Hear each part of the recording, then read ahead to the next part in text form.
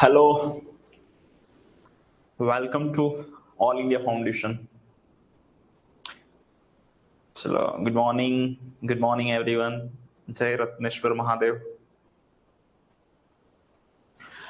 Good morning everyone. How are you? Kem છો? ચલો. Okay, good. ચલો લાઈક 2 મિનિટ થોડી રાહ જોઈ લઈશું. વોઇસ અને વિઝન ક્લિયર છે? Yes or no? વોઇસ અને વિઝન ક્લિયર છે તમને?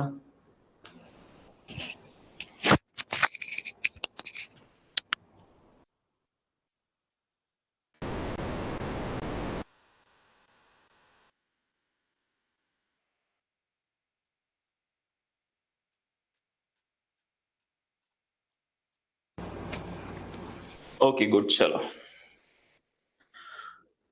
જીએમસી ની જે પરીક્ષા આવી ગઈ છે એને અનુલક્ષીને પહેલો લેક્ચર છે, અથવા તો બીજી કોઈ પણ પરીક્ષા હોય આરોગ્યની, નગરપાલિકા સેનેટરી ઇન્સ્પેક્ટર હોય, તાલુકા સેનેટરી ઇન્સ્પેક્ટર હોય, either એએમસી વીએમસી, either કોઈ પણ પ્રકારની મહાનગરપાલિકાની પરીક્ષા હોય છે, બરાબર. એ જે તે પરીક્ષાઓ માટે ફિમેલ હેલ્થ વર્કરની હોય કે સેનેટરી ઇન્સ્પેક્ટરની હોય કે મલ્ટીપર્પઝ હેલ્થ વર્કરની હોય કે મુખ્ય સેવિકાની હોય કે હમણાં જે મલેરિયા ઇન્સ્પેક્ટરની પણ પરીક્ષા છે, એ દરેક પરીક્ષા માટે આ લેક્ચર ઉપયોગી રહેશે. એવું નથી કે જસ્ટ જીએમસી પૂરતું છે.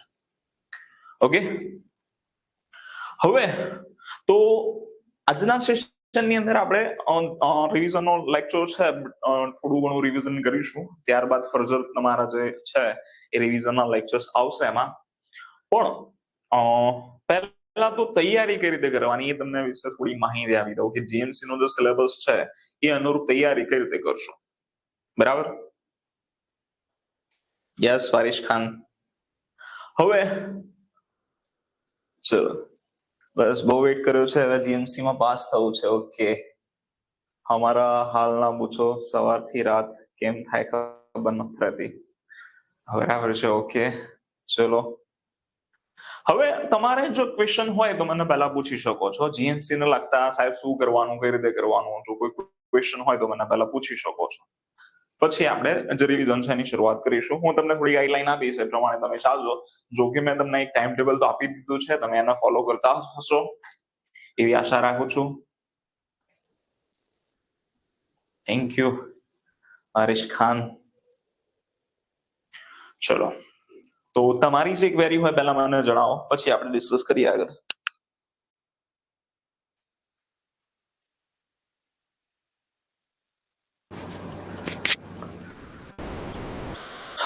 જોબ ચાલુ છે, કઈ રીતે પ્રિપરેશન કરવી, થોડા સમય માટે હોલ્ડ લઈ લો. ગુજરાતનો ઇતિહાસનો વારસો શામાંથી કરવો, કોઈ પણ પ્રકારના જે મેરેથોન લેક્ચર્સ છે તમે જોઈ લો એટલે થઈ જશે તમારું. ખાસ કરીને વેબ સંકુલનો લેક્ચર છે તમે જોઈ શકો. અધર સબ્જેક્ટ કઈ રીતે કરવાના, બરાબર. સર કરંટ કેટલા મંથનું કરવાનું? 3 મહિનાનું કરવાનું છે. ઓલમોસ્ટ રેડી છે, પણ જીકે માં થોડી પ્રોબ્લેમ છે. ચલો, ઓકે, ચલો જોઈ લઈએ તો કઈ રીતે આપણે જે જીએમસી ની પરીક્ષા છે ક્રેક કરીશું. જો જીએમસી નો જે સિલેબસ છે એ 50 માર્ક્સનો સિલેબસ છે, મતલબ 50 માર્ક્સનું હેલ્થ અને સેનિટેશન છે, બરાબર. હેલ્થ અને સેનિટેશન છે, બરાબર.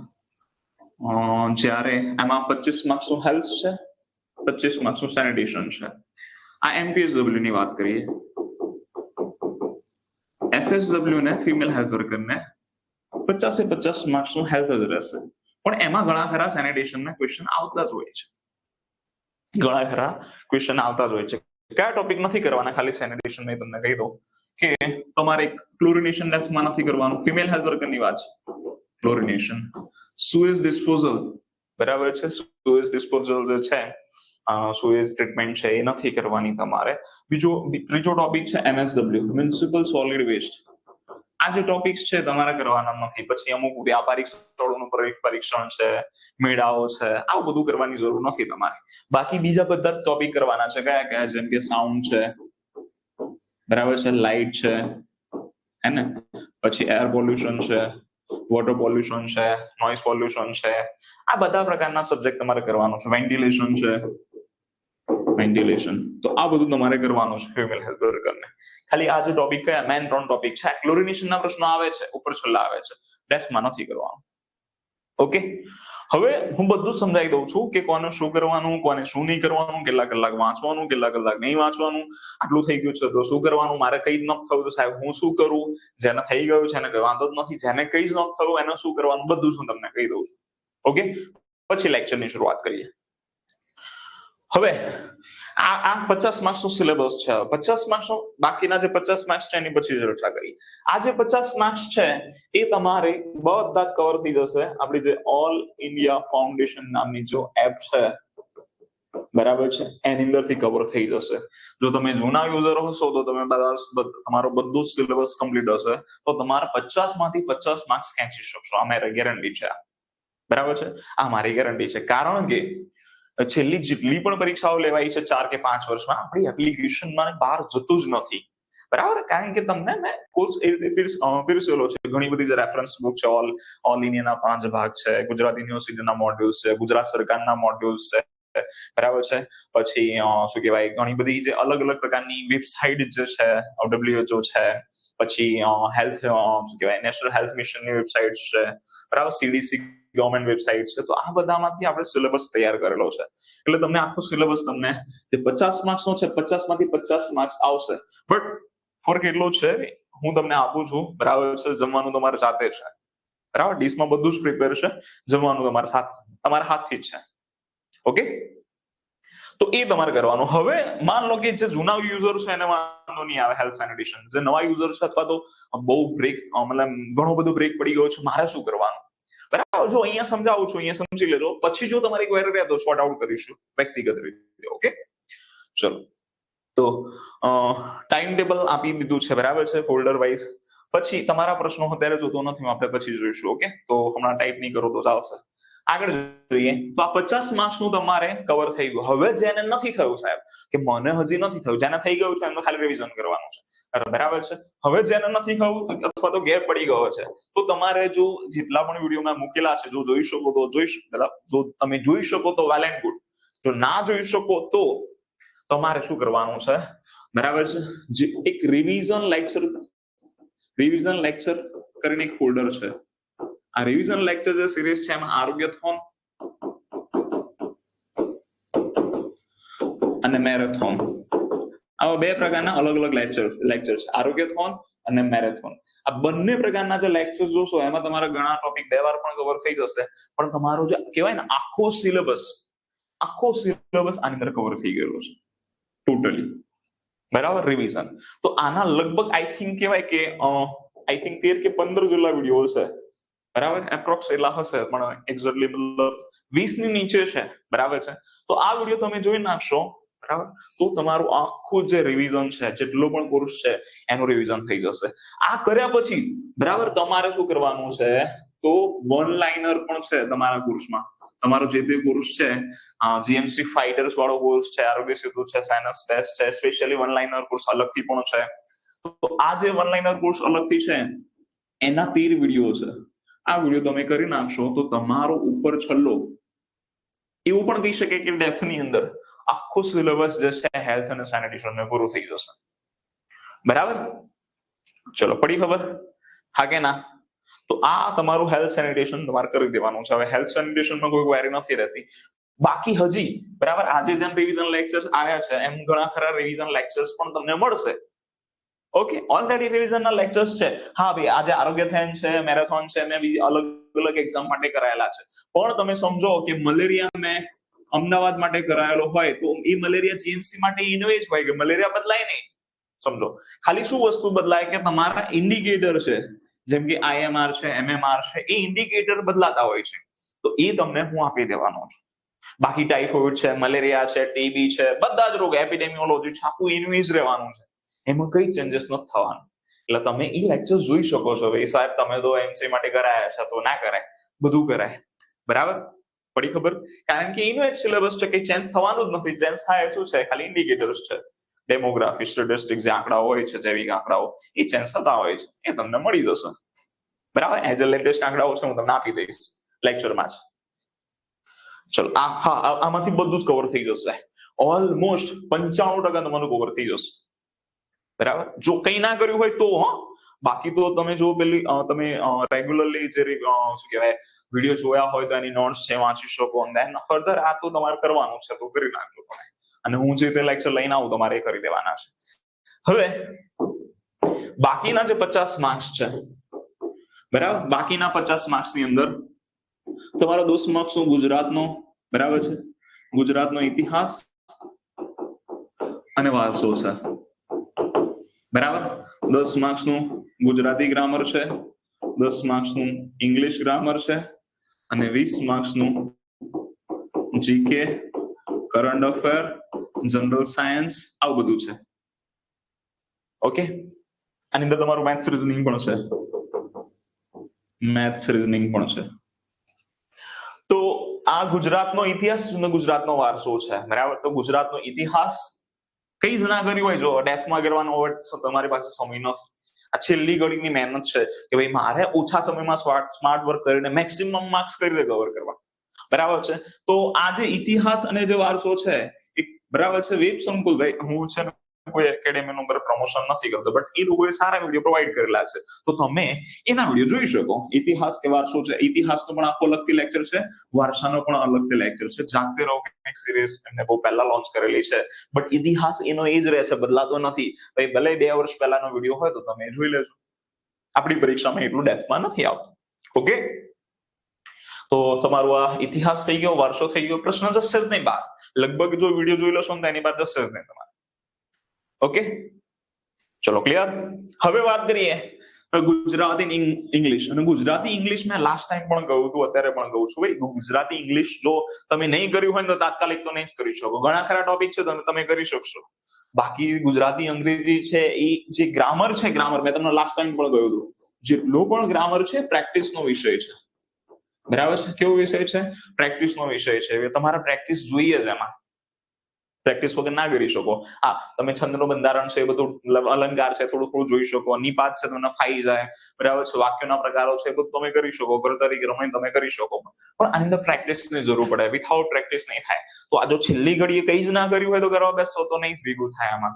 એટલે તમારે આની પહેલાથી મહેનત હોવી જોઈએ. તો તમે જે પહેલા કર્યું છે એનું જ રિવિઝન કરજો, બરાબર. અને એક વાર જો બને તો આખું ગુજરાતી ગ્રામરનો પણ વિડીયો છે તો એ પણ જોઈ લેજો તમે. એઝ ઇટ ઇઝ ઇંગ્લિશ ગ્રામરના પણ ઘણા મેરેથોન લેક્ચર હોય છે તો તમે એ પણ જોઈ શકો. અને ઇંગ્લિશ ગ્રામરની અંદર જે જૂના પ્રશ્નો પૂછાયેલા છે એ જ પૂછાતા હોય છે, બરાબર. ચલો હવે વાત કરીએ. હા, તમે બુકમાંથી પણ કરી શકો. હેલ્થ સેનિટેશન સાવર છે, બરાબર, સેનિટેશન સાવર છે, આરોગ્ય નીતિ છે અને આરોગ્ય દિશા છે, એમાંથી પણ તમારું જે ઓનલાઈન અરવળ પુરુષ છે આખું એક કવર થઈ જશે તમારું. પ્લસ કે જૂના પ્રશ્નો પેપરોમાંથી વારંવાર પ્રશ્નો આવતા હોય છે. એમ કહેવાય કે 50 માર્ક્સનું પેપર હોય ને તો 20 થી 30, ક્યારેક તો 50 માંથી 50 પ્રશ્નો જૂના પ્રશ્ન પેપરમાંથી જ આવે છે. તો તમારે સીધા જે 25 કે 30 પ્રશ્નો છે તમારે કવર થઈ જશે, બાકીની 20 ની તમારે મહેનત કરવાની છે. તો એ રીતે પણ તમે કરી શકો છો, બરાબર. ચલો ક્લિયર. ઇંગ્લિશ ગ્રામર માટે જ્ઞાન એકેડેમીનો વિડીયો સારો છે તો જોઈ લેજો તમે જ્ઞાન એકેડેમીનો વિડીયો, બરાબર. હવે જીકે ની અંદર કેવું છે, જીકે ની અંદર અત્યારે હાલ તો કઈ ના કરો તો ચાલશે, બરાબર, પણ ગુજરાતનું નાનું મોટું છે, ભારતનું નાનું મોટું છે એવું જોઈ લેવાનું. પ્લસ કરંટ અફેર છેલ્લા 3 મહિનાનું, જનરલ સાયન્સ એકવાર જોઈ લેજો, બરાબર છે. આમાંથી તમારે 3 થી 4 માર્ક્સના પ્રશ્નો ફરજિયાત હશે. જનરલ સાયન્સ, સામાન્ય વિજ્ઞાન, બરાબર, બાયોલોજી આવે, કેમિસ્ટ્રી આવે, ફિઝિક્સ આવે, થોડું ઉપર છેલ્લું આવતું હોય છે. જનરલ સાયન્સની આખી અલગથી બુક આવતી હોય છે. તમને તમારો પ્રિય વિષય હશે, દરેકનો પ્રિય વિષય હોય છે, બરાબર છે, તો તમે એ જોઈ લેજો, કારણ કે 3 થી 4 માર્ક્સ તો આવશે, વારંવાર પૂછાતું હોય છે, બરાબર છે. સોડિયમ જે છે, પછી અમુક પ્રકારની જે ધાતુઓ છે એની સંજ્ઞાઓ છે, ધાતુનું કાર્ય છે, એમની લાક્ષણિકતાઓ છે, પછી વિવિધ પ્રકારના રસાયણો છે, બરાબર છે, રસાયણના અણુસૂત્રો પૂછાતા હોય છે. પછી વાત કરીએ તો શું કહેવાય કે આની અંદર વિવિધ પ્રકારના એકમો પણ વારંવાર પૂછાતા હોય છે. અલગ અલગ રાશિને એના એકમો પૂછાતા હોય છે.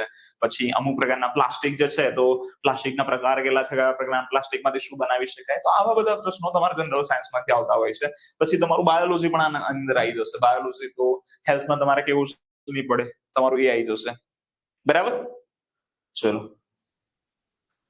ઓલરેડી પૂરો છે હજી, બરાબર, આરોગ્ય સેતુમાં. પછી વાત કરીએ મેથ્સ અને રીઝનિંગ તો જો હવે કોમન થઈ ગયું છે. જે તમારી નગરપાલિકા સેનેટરી ઇન્સ્પેક્ટર છે, ગૌણ સેવા લેવાની છે, એ તો ફાઇનલ જ બરાબર છે. એ ફાઇનલ તમારું એની અંદર આવવાનું જ છે. તો તમારે મેથ્સ રીઝનિંગ કરવાનું છે. મેથ્સ અને રીઝનિંગ બંને આવતું હોય છે. મેથ્સના પણ દાખલા હોય છે અને રીઝનિંગના પણ હોય છે. સરળ દાખલા હોય છે, બહુ એવા નથી હોતા. બરાબર, તો એ પણ તમને ફાઈ જશે. આ સિવાય જો આટલું તમને ખબર પડી ગઈ, આમાં કોઈ ક્વેરી ખરી? આમાં કોઈ ક્વેરી ના હોય તમારે, એના સિવાય બીજું શું કરવાનું છે? ભાઈ તમે છે ને જીએમસી ની પરીક્ષા આપવા જઈ રહ્યા છો, બરાબર છે. તો જીએમસી જે કોર્પોરેશન છે, એ કોર્પોરેશન નું જે સ્ટ્રક્ચર છે, એ સ્ટ્રક્ચર એકવાર જોઈ લો છો કે એના બરાબર છે કે કોર્પોરેશનના જે અધિકારી કમિશનર કોણ છે, બરાબર છે, પદાધિકારી મેયર કોણ છે, સ્ટેન્ડિંગ કમિટીના ચેરમેન કોણ છે. તો આવું ખાસ ઉપર છેલ્લું જોઈ લેજો તમે. પ્લસ બરાબર કે કોર્પોરેશનની અંદર જે ગાંધીનગરની અંદર જેટલા પણ જોવાલાયક સ્થળો છે, ગાંધીનગર કોર્પોરેશન અથવા તો જિલ્લો, એકવાર જોઈ લેજો તમે ખાલી ઉપર છેલ્લો. બાકી આ તમે કોર્પોરેશનની માહિતી વધારે મહત્વની છે, જિલ્લાની માહિતી એટલી બધી મહત્વની નથી. પણ ગાંધીનગરની પરીક્ષા છે તો એનો વારસો તમને ખબર હોવી જોઈએ. બરાબર. પછી વાત કરીએ જીપીએમસી એક્ટ કરવાનો છે સાહેબ. બરાબર, જીપીએમસી એક્ટ લાસ્ટ ટાઈમમાં બરાબર એ લોકો એક 10 માર્ક્સનો પૂછ્યો હતો સેનેટરી ઇન્સ્પેક્ટરની પરીક્ષામાં. જે પરીક્ષામાં પૂછે છે એમાં મેન્શન કરીને આપે છે. જેમ કે તમારી સાથે સાથે લેબ ટેકનિશિયનની પણ પરીક્ષા લેવાના છે. તો લેબ ટેકનિશિયનની પરીક્ષામાં એ લોકો મેન્શન કરેલો છે જીપીએમસી એક્ટ. તો એ પરીક્ષામાં હશે, તમારી પરીક્ષામાં હશે નહીં, એટલે તમારે કરવાનું નથી. બરાબર. પણ જીપીએમસી એક્ટ નું તમને થોડી ઘણી કલમ ખબર હોવી જોઈએ કે જીપીએમસી એક્ટ ક્યારે આવ્યો હતો, કમિશનરની કઈ કલમ છે, આવું બધું બસ દેટ્સ ઇટ. મેયરની કઈ કલમ છે, થોડું ઘણું. બરાબર. એમાં સ્ટેન્ડિંગ કમિટી વિશે બધું આપેલું હોય છે. મેં તમને કહ્યું કોર્પોરેશનનું સ્ટ્રક્ચર એની અંદર આપેલું હોય છે, તો એકવાર તમે જોઈ શકો છો. સહેમત છે ઉર્વિશ સોલંકી? બરાબર. ના, કૃણાલ મકવાના? હવે તમારી ક્વેરી જણાવી શકો. જો મેં તમને બધું જ કહી દીધું જીએમસી માં ક્યાંથી શું કરવાનું એ. ચલો, હવે કોઈ ક્વેરી ખરી?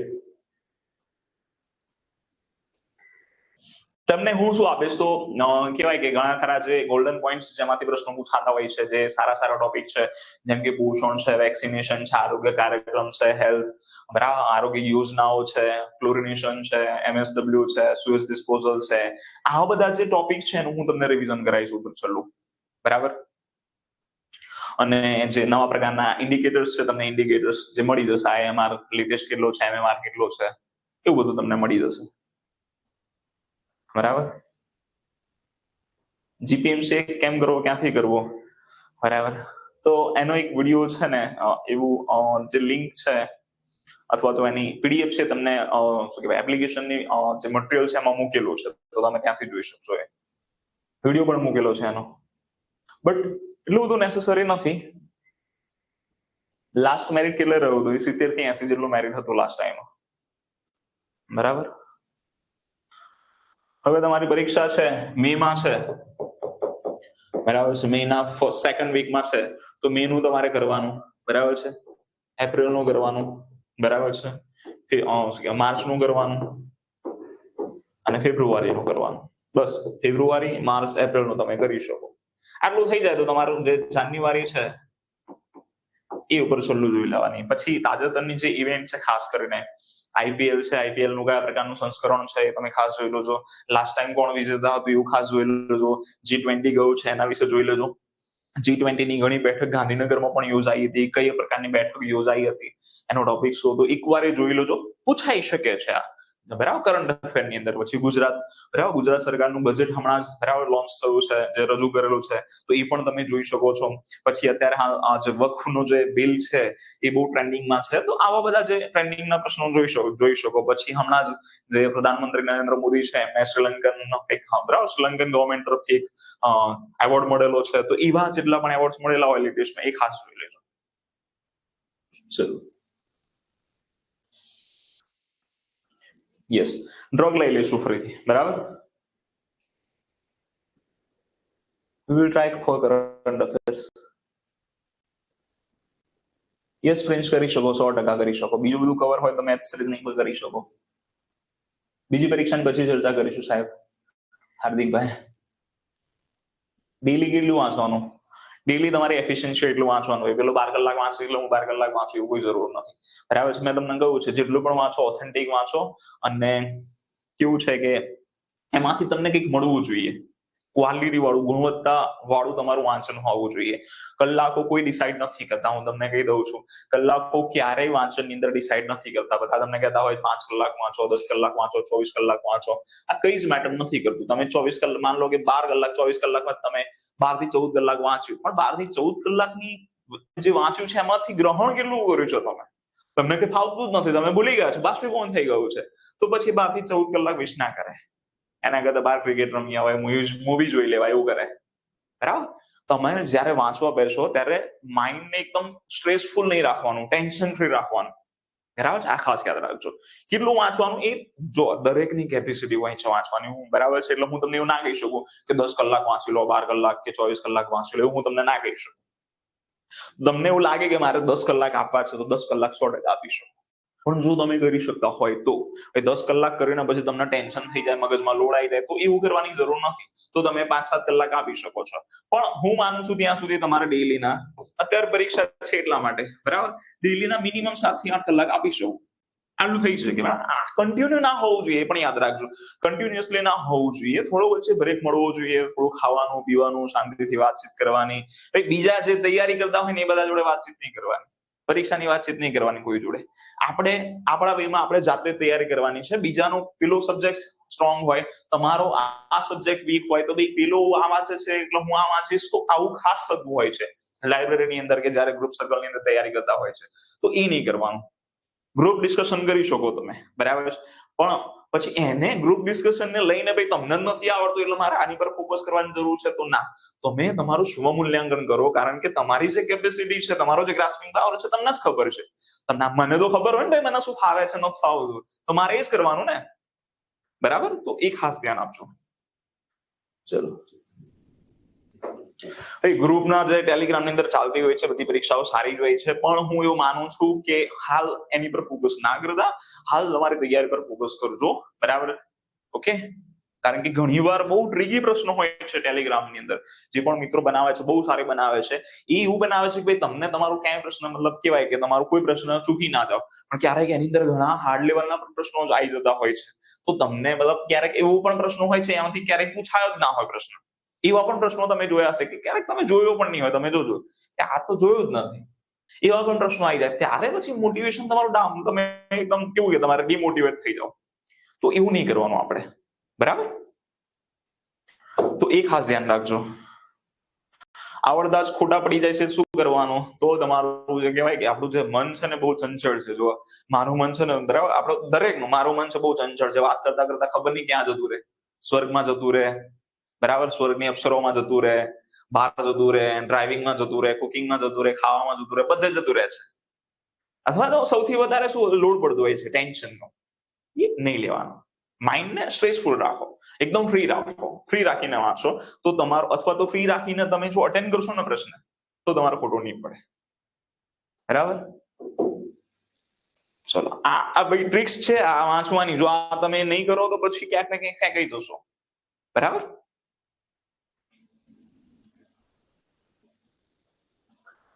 સત્ય અસત્યમાં કઈ રીતે જૂજવાનું, કઈ રીતે ફાઇટ કરવાની, એના મેં તમને પહેલાથી પ્રશ્નો કરાયેલા છે. આ સિવાય હું તમને બીજું શું આપવાનું છું? 4 જીએમસી ના મોડેલ પેપર આપીશ. 4 જીએમસી ના મોડેલ પેપર તમને મળશે. બરાબર છે? આઈ થિંક એમાંથી એક બે તમારા લાઈવ હશે અને બીજા 2 પેપર હશે તમારા સ્વમૂલ્યાંકન માટે હશે. બરાબર? આ પણ હેલ્પ ના જશે, હું તમને કહી દઉં. પછી એક પેપર એવું આવશે જેમાં તમારું બધું જ હશે. 100 માર્ક્સનું પેપર હશે. એ સ્વમૂલ્યાંકન જેવું હશે, સમજો કે બહુ હાર્ડ પણ નહીં હોય, બહુ ઇઝી પણ નહીં હોય, મીડિયમ પ્રકારનું એક લેવલ હશે, તો તમે એમાં પ્રેક્ટિસ કરી શકો. પણ હું તમને કહી દઉં, ભાઈ આ પરીક્ષાની અંદર માન લો કે તમને બહુ હાર્ડ લાગ્યું, તમને કઈ ના આવડ્યું, એનો મીનિંગ એવું નથી કે ત્યાં નહીં આવડે. ડિમોટિવેટ નહીં થવાનું. આ ખાલી સ્વમૂલ્યાંકન માટે છે. બરાબર? ચલો,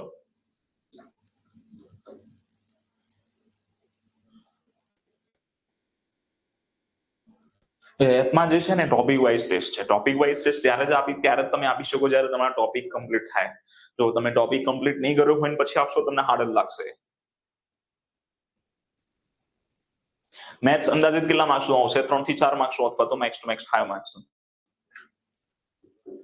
બરાબર.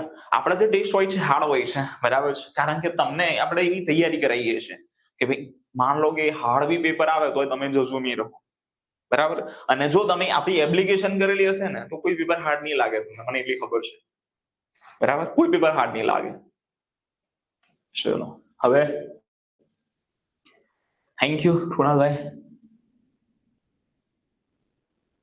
ટેલિગ્રામમાં પણ યુએસ ક્વેશ્ચન સારા હોય છે, બટ કોઈ શબ્દ ખબર નથી પડતી. ચલો મેથ્સ તમારું આવશે, બરાબર, 5 માર્ક્સ નું આવશે, પણ પછી 10 માર્ક્સ વધી જાય તો નક્કી ના કહેવાય. બટ લાસ્ટ ટાઈમની જે પરીક્ષા હતી એમાં એટલું જ હતું, બરાબર છે. યસ, ડેમોગ્રાફી સ્ટેટિસ્ટિક્સ નો વિડીયો મળશે તમને, આ જે મોડેલ પેપર છે એ મળશે. આ સિવાય રિવિઝનલ લેક્ચર્સ મળશે તમને. રિવિઝનના મેં તમને હમણાં કયા તમને એ ટોપિકના લેક્ચર્સ મળશે.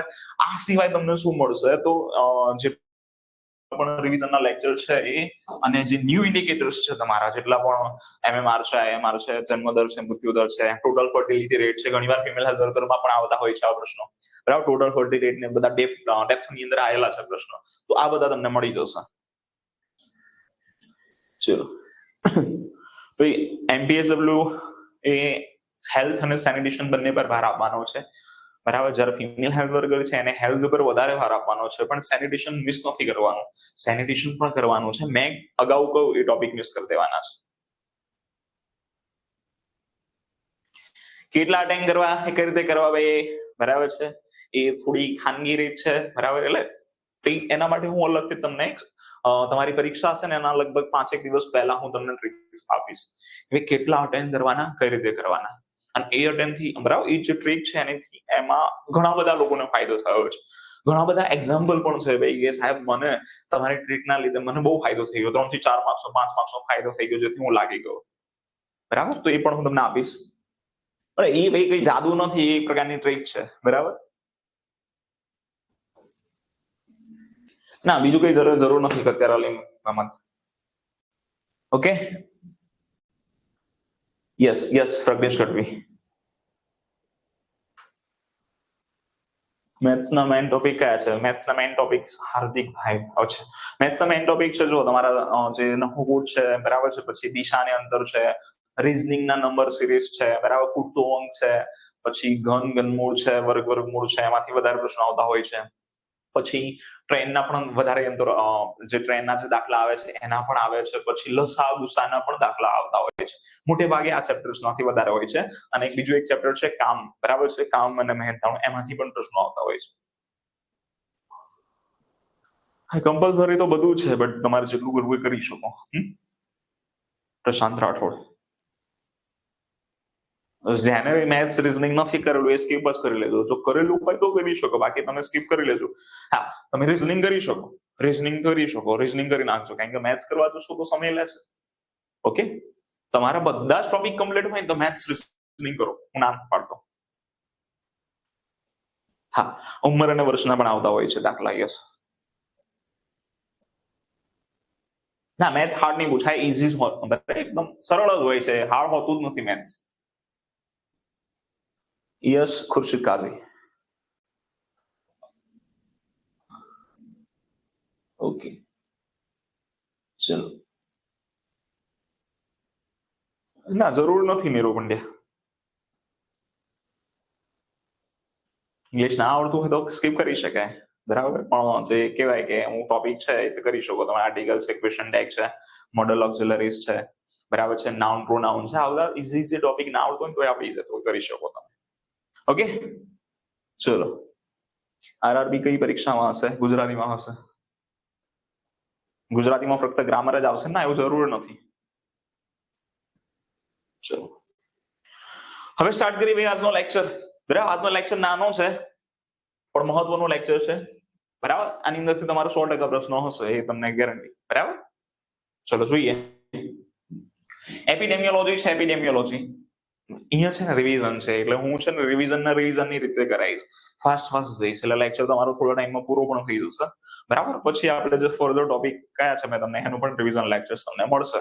આ સિવાય જો બીજા ઘણા બધા ટોપિકના રિવિઝન જોવા હોય તો ઓલરેડી જે આરોગ્યથોન અને મેરેથોન છે એની અંદર પડ્યા છે. ઓકે, કઈ છે નહીં, આપણે આની વ્યાખ્યા કરાવતો નથી, બરાબર છે. પણ આ યાદ રાખજો કે સ્વાસ્થ્યનું જે બરાબર છે વર્ણક્રમ છે એમાં સૌથી નીચેનું તમને પૂછે સ્વાસ્થ્યનો જે વર્ણક્રમ છે એમાં સૌથી નીચેનું બરાબર છે બિંદુ કયું છે? મૃત્યુ છે. અને સૌથી ઉપરનું કયું છે? ઉત્તમ સ્વાસ્થ્ય. અહીંયા લખેલું છે ઉત્તમ સ્વાસ્થ્ય. બરાબર. બરાબર છે, રોગોનો ફેલાવો થાય, એનું નિયંત્રણ કરવું, એના પ્રસાર પ્રસાર કઈ રીતે થયો, એનું કારણ જાણવું, એને એપિડેમિયોલોજી, રોગચાળો અથવા તો મહામારી વિજ્ઞાન કહેવાય છે. અરે એપિડેમિયોલોજી અથવા તો રોગચાળાનું વિજ્ઞાન અથવા તો મહામારી બરાબર છે વિજ્ઞાન કહેવામાં આવે છે આ એપિડેમિયોલોજી. બરાબર. એપિડેમિક ડિસીઝ એક્ટ આ પૂછાયેલો છે લાસ્ટ ટાઈમમાં. એપિડેમિક ડિસીઝ એક્ટ ક્યારે લાગુ પડે? તો 1897 માં. લાસ્ટ ટાઈમ બીજો એક જીએમસી નો જે પેપર હતો ને એની અંદર આ પ્રશ્ન પૂછાયો હતો. બરાબર. ESIC act. બરાબર. Employ state insurance corporation act, એનો અમલ ક્યારે થયો હતો? આવો પ્રશ્ન પૂછાયો. ચલો શું જવાબ આવે? બરાબર. તો તમે કહેશો સાહેબ 1948. બરાબર. તો 1948 ખોટો જવાબ છે. ESIC એક્ટ ક્યારે બન્યો હતો એવો જો પ્રશ્ન પૂછે તો 1948. અને અમલ ક્યારે થયો હતો? 1949 માં. બરાબર. 1949. પ્રશ્ન એવો હતો ભાઈ અમલવારી, બધા આ કરીને આવ્યા હતા ત્યારે 1948 કરીને આવ્યા હતા. જીએમસી ની પરીક્ષાની જ વાત કરું છું. બરાબર. તો એ ખાસ ધ્યાન રાખજો, એ પૂછાઈ ગયેલું છે, આપણે ચર્ચા પણ કરેલી છે અગાઉ. તો આવા એક જે છે બધા જ એક્ટ એક જ લેક્ચરમાં છે, તમારે જોઈ લેજો. એમાંથી પ્રશ્ન હશે 100%. સેનિટેશન /હેલ્થ એક્ટ કરીને વિડીયો છે, એ ખાસ જોઈ લેજો. ચલો આગળ જોઈએ. નેક્સ્ટ અહીંયા થોડી ઘણી નાની નાની ટર્મ્સ છે, ટર્મ્સ તમને સમજાવી દઈશ. બરાબર છે. તમને એવો પ્રશ્ન પૂછે અને અલગ અલગ કારક એટલે એજન્ટ એટલે રોગ કરનાર. રોગ કોણ કરી શકે? કોઈ પણ કરી શકે. કોણ કરી શકે? બેક્ટેરિયા, વાયરસ, ફૂગ, પ્રજીવ, પછી બધા પોષણ, માન લો કે કાર્બોદિત છે, કાર્બોદિત રોગ કરી શકે, પ્રોટીન રોગ કરી શકે, વિટામિન રોગ કરી શકે, હા કે ના? કરી શકે કે ના કરી શકે? કરી શકે ભાઈ. એની જો બહુ વધારે પડતી જો તમારે એક્સેસિવ પ્રમાણ તમારા બોડીમાં વધી જાય તો એ પણ રોગ કરી શકે. બહુ ઓછું પ્રમાણ થઈ જાય વિટામિન, કાર્બોદિત અને પ્રોટીનનું તો પણ તમને રોગો થઈ જાય. તો આવા બધા કારકો અલગ અલગ પ્રકારના છે. બરાબર. કયા કયા કારકો છે?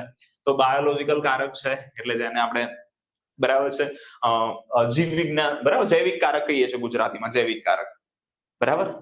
પછી ન્યુટ્રિયન્ટ, પોષણના લીધે પણ રોગો થઈ શકે. ફિઝિકલ, બરાબર છે, ફિઝિકલ કહેવાય કે ભૌતિક પ્રક્રિયાઓના લીધે પણ તમને રોગ થઈ શકે. કેમિકલ, મિકેનિકલ, બરાબર છે, યાંત્રિક પ્રક્રિયાઓના લીધે પણ રોગ થઈ શકે. બરાબર. ચલો બાયોલોજીકલ ના લીધે કયા કયા રોગ થાય? સિમ્પલી તમને પ્રશ્ન પૂછે કે નીચેનામાંથી કયો રોગ બાયોલોજીકલ કારકોના લીધે થાય છે?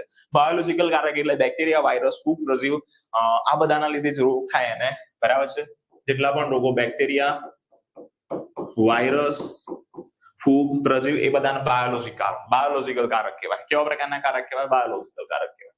ન્યુટ્રિયન્ટ, પોષણની ખામીના લીધે. પોષણ ભાઈ અતિ પોષણ હોય, અતિ પોષણ તો એના લીધે સ્થૂળતા પણ થઈ શકે. તમને ખબર છે કે બહુ બધું હાકા કરો તો ધીમે ધીમે પછી ચરબીમાં કન્વર્ટ થાય, એટલે કે ચરબીનું જો પ્રમાણ વધી જાય તો પણ તમને રોગ થાય. કયો રોગ છે? સ્થૂળતા, મોટાપો. તો પોષણ જે તત્વો છે બરાબર એ વધવાથી કે એના ઘટવાથી પણ રોગો થાય. આવા બધા કારકોને બરાબર છે ન્યુટ્રિયન્ટ એજન્ટ કહેવામાં આવે છે. કયા કહેવામાં આવે છે? Nutrient agent. પછી ફિઝિકલ, ભૌતિક કારકો. ભૌતિક કારકો એટલે કેવું? તાપમાનના લીધે. વધુ પડતું તાપમાન છે એટલે તાપમાન એટલે ગરમીના લીધે, બરાબર, ઠંડીના લીધે, પછી બરફ છે, બરાબર છે, પછી ભેજ છે.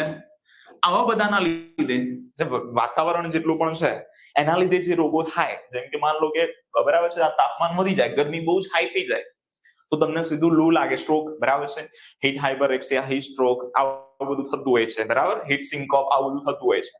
તો આ બધા જે છે એ ફિઝિકલ કારક છે. કયા કારક છે? ફિઝિકલ કારક છે. ઓકે, ફિઝિકલ કારક છે. કેમિકલ કારક, રસાયણના લીધે. બરાબર. રસાયણના લીધે માન લો કે તમે બરાબર તમે શેરડીની ફેક્ટરીમાં કામ કરો છો, બરાબર છે, તો મેગાસોસિસ થઈ જાય. મેગાસોસિસ, બરાબર છે. માન લો કે તમે શું કહેવાય કોલસાની ફેક્ટરીમાં કામ કરો છો તો શું થઈ જશે એન્થ્રેકોસિસ. તો આ તમને પ્રશ્ન પૂછી શકે ભાઈ જે પેગાસોસિસ છે કયા પ્રકારનો કારકથી થતો રોગ છે કેમિકલ કારકથી. તમને પ્રશ્ન પૂછે કે ટાઇફોઇડ છે એ કયા પ્રકારના કારકથી થાય છે તો બાયોલોજીકલ. આવા પ્રકારના પ્રશ્નો એક બે વાર જ આયેલા નથી બટ રિવિઝન કરાવતા બરાબર. પછી મિકેનિકલ કારક. ભાઈ મિકેનિકલ કારકની અંદર શું આવે યાંત્રિક પ્રવૃત્તિના લીધે તમે બહુ બરાબર છે બહુ માન લો કે તમારું જે કામ છે બહુ રનિંગ કરવાનું છે અથવા તો ફૂટબોલના જે ખેલાડીઓ હોય છે ફૂટબોલના ખેલાડીઓ બરાબર છે એમને દોડ જ કરવાનું એના લીધે પછી એમને બરાબર ઘૂંટણનો જે દુખાવો છે પછી એડીનો જે દુખાવો છે આવો થઈ જતો હોય છે બરાબર. તો આ જે કહેવાય કે મિકેનિકલ કારક કહેવાય. કેવા પ્રકારનો કારક કહેવાય મિકેનિકલ કારક કહેવાય. ઘણા લોકો બુલેટ ચલાવતા હોય બરાબર તો બુલેટ ચલાવવાથી આમ હાથ વાઇબ્રેશન થતું હોય તો આ હવા હાથ વાઇબ્રેશન થાય એના લીધે પણ તમને પેરાલિસિસ થઈ શકે બરાબર છે જો લાંબા ગાળાની પરિસ્થિતિ હોય તો બરાબર. તો એ કયા પ્રકારનો કારક છે મિકેનિકલ પ્રકારનો કારક છે બરાબર. ઘણા એવા રોગો છે ભાઈ જેમાં બરાબર છે જેમાં એવું છે ભાઈ કારક હોય પણ ખરું ના પણ હોય જેમ કે બિનચેપી રોગો બરાબર છે. જે બિનચેપી રોગો છે એમાં કારક હોય પણ ખરો ના પણ હોય. કેન્સર છે ડાયાબિટીસ છે બરાબર હાઇપરટેન્શન છે તો એ એમાં કારક હોય પણ ખરો ના પણ હોય. સોશિયલ ફેક્ટર એટલે કેવું છે કે દારૂની લત હોય બરાબર છે. દારૂની લત હોય એ સોશિયલ પ્રકારની પ્રવૃત્તિ કહેવાય. પછી બહુ બધી મતલબ મલ્ટિપલ લોકો સાથે રિલેશન રાખવાની જે પ્રવૃત્તિ અથવા તો એ માનસિકતા હોય તો એના લીધે પણ રોગો થઈ શકે બરાબર. એ સોશિયલ કારણ છે એટલું બધું મેટર નથી કરતું. તો આ બધા પ્રકારના કારક છે અલગ અલગ કારક છે. કયા બાયોલોજીકલ ન્યુટ્રિયન્ટ ફિઝિકલ ખબર પડી કે હા કે ના ઇન શોર્ટ બરાબર. ન્યુટ્રિયન્ટ સમજાવો ને ભાઈ. ન્યુટ્રિયન્ટમાં કેવું હોય છે માન લો કે ન્યુટ્રિયન્ટ પ્રોટીન લઈ લો તમે. પ્રોટીનની ખામી થાય તો કયો રોગ થાય પ્રોટીનની ખામીથી ક્વેશ્ચરકોટ રોગ થાય અને પ્રોટીન અને કાર્બોદિત બંનેની ખામીથી કયો થાય મરાસમસ રોગ થાય બરાબર. પડી ખબર. ચરબી છે ચરબી બહુ બધી વધી જાય તો મોટાપો થઈ જાય રોગ થઈ ગયો. આ ન્યુટ્રિયન્ટ કારક છે. ચલો આગળ જોઈએ નેક્સ્ટ. એ બધા અલગ અલગ વર્ડ છે. ઇન્ફેક્શન કોને કહેવાય ઇન્ફેસ્ટેશન કોને કહેવાય રિઝર્વાયર કોને કહેવાય હોસ્ટ કોને કહેવાય વેક્ટર કોને કહેવાય એજન્ટ કોને કહેવાય ઇન્ફેક્શિયસ ડિઝીઝ કોને કહેવાય કોમ્યુનિકેબલ ડિઝીઝ કોને કહેવાય કોન્ટેજિયસ બરાબર એટલે કે સંપર્કથી થતા રોગો એની વાત છે. ઝૂનોસિસ કોને કહેવાય ઘણા ખરા ખબર હશે ઘણા ખરા નહીં ખબર સમજાય દઉં તમને ફાસ્ટ. ઇન્ફેક્શન બરાબર છે. કારક એટલે કે એજન્ટ જ્યારે તમારા શરીરમાં પ્રવેશે અને એનો વિકાસ અને વૃદ્ધિ કરે એટલે તમને ઇન્ફેક્શન લાગ્યું કહેવાય. બેક્ટેરિયા વાયરસ ફૂગ પ્રજીવ છે આ બધા તમારા બોડીમાં જાય અને બરાબર તમને જે રોગ કરે એને આપણે શું કહીશું અલગ જે કન્ડિશન છે એને શું કહીશું ઇન્ફેક્શન કહીશું. ઇન્ફેસ્ટેશન કોને કહેવાય આર્થ્રોપોડ એનિમલ્સ છે. આર્થ્રોપોડ એટલે કે જૂ છે ચાંચડ છે એવા બધા જે નાના નાના જીવજંતુ છે. પછી વાત કરીએ તો કૃમિ છે બરાબર. આ તમારા બોડીમાં જાય અથવા તમારા બોડીની અંદર રહે અથવા તો બહાર રહે અને ધીમે ધીમે પોતાની વૃદ્ધિ અને વિકાસ કરે તો આને શું કહીશું ઇન્ફેસ્ટેશન કહીશું. ઇન્ફેક્શન નહીં કહેવાય ભાઈ. જૂનું ઇન્ફેક્શન ના કહેવાય જૂનું ઇન્ફેસ્ટેશન કહેવાય. કૃમિનું ઇન્ફેક્શન ના કહેવાય કૃમિનું ઇન્ફેસ્ટેશન કહેવાય. ચલો હા મિકેનિકલ અને યાંત્રિક એક જ છે. મિકેનિકલ નું ગુજરાતી યાંત્રિક છે બરાબર. આ ફિઝિકલ એટલે કે ભૌતિક છે અહીંયા પેલું હતું ને આગળ ફિઝિકલ એટલે ભૌતિક અને મિકેનિકલ એટલે યાંત્રિક બરાબર. ચલો આગળ જોઈએ નેક્સ્ટ. રિઝર્વાયર કોને કહેવાય રિઝર્વાયર એટલે કે માન લો કે રિઝર્વાયર છે આ પણ સમજાયેલું છે આપણે બધું સમજાયેલું છે આપણે તો આ રિવિઝન કરીએ છીએ. રિઝર્વાયર કોને કહેવાય તો માન લો કે કોઈ આ ચામાચીડિયું છે બરાબર. ચામાચીડિયું જે છે એમાં કોઈ પણ પ્રકારનો વાયરસ છે. માન લો કે SARS-CoV-2 વાયરસ છે. SARS-CoV-2 હમણાં ફેલાયો 2020માં પેન્ડેમિક થયો બરાબર. Severe acute respiratory syndrome corona virus 2 corona virus ફેલાયો ને એનો વાયરસનું નામ છે બરાબર. એ ખબર નથી કોનાથી ફેલાયો હજી સુધી ખબર નથી પડી કે કોરોના એક્ચ્યુઅલમાં ક્યાંથી ફેલાયો પણ ખાલી એવું મનાય છે કે કહેવાય છે કે ચામાચીડિયામાંથી ફેલાયો. ચામાચીડિયામાં આ પ્રકારનો વાયરસ હશે એ ચામાચીડિયામાં આવ્યો અને એવું ચામાચીડિયું બરાબર છે અથવા તો બરાબર એને ચામાચીડિયાને લીધે લોકો સાથે સંપર્ક થયો અને લોકોમાં રોગ ફેલાઈ ગયો બરાબર. પણ આ જે વાયરસ છે SARS-CoV-2 એ મૂળ મુદ્દે કોનામાં હતો ચામાચીડિયામાં. પછી કેવું થયું લોકોમાં એટલે લોકોથી લોકો સુધી ફેલાતું હતું. લોકો વેક્ટર કહેવાય. લોકો શું કહેવાય વેક્ટર કહેવાય. પણ મૂળ વાયરસ શામાંથી આવે તો ચામાચીડિયામાંથી. તો મૂળ ચેપ જેમાંથી ફેલાય છે એને રિઝર્વાયર કહેવાય છે, સંક્રમણનો સ્ત્રોત કહેવાય. બરાબર, ચલો ક્લિયર? આગે ના નહીં ભાઈ, તમારે યાદ નથી રાખવાનું રોગના કારકો કેટલા પ્રકારના છે. બરાબર, તમારે આ યાદ રાખવાનું છે. બરાબર, રોગના કારકો બાયોલોજીકલ, બરાબર છે, ન્યુટ્રિયન્ટ, ફિઝિકલ, કેમિકલ, મિકેનિકલ કારકની હાજરી, સોશિયલ ફેક્ટર, આ બધા જ છે. ઓકે, ચલો પછી વાત કરીએ રિઝર્વાયર. ખબર પડી ગઈ? હા કે ના? હોસ્ટ કોને કહેવાય? બરાબર, માન લો કે COVID-19 વાયરસ છે, SARS-CoV-2, કોરોના વાયરસ લખું છું. કોરોના વાયરસ છે, કોરોના વાયરસ અત્યારે હવામાં છે, ઉડી રહ્યો છે. હવે કોઈ વ્યક્તિ અહીંયા આવે છે, બરાબર છે, કોઈ વ્યક્તિ અહીંયા આવે છે અને આ જે વાયરસ છે આ વ્યક્તિમાં જતો રહેશે. આમ આ વ્યક્તિનું નામ એ છે, આ એ નામના વ્યક્તિની અંદર કોરોના વાયરસ જતો રહેશે અને એને કોરોના વાયરસ કોના શરીરમાં જતો રહ્યો? એમાં જતો રહ્યો. હવે એમાં જતો રહ્યો એટલે એને રોગ લાગુ પડશે.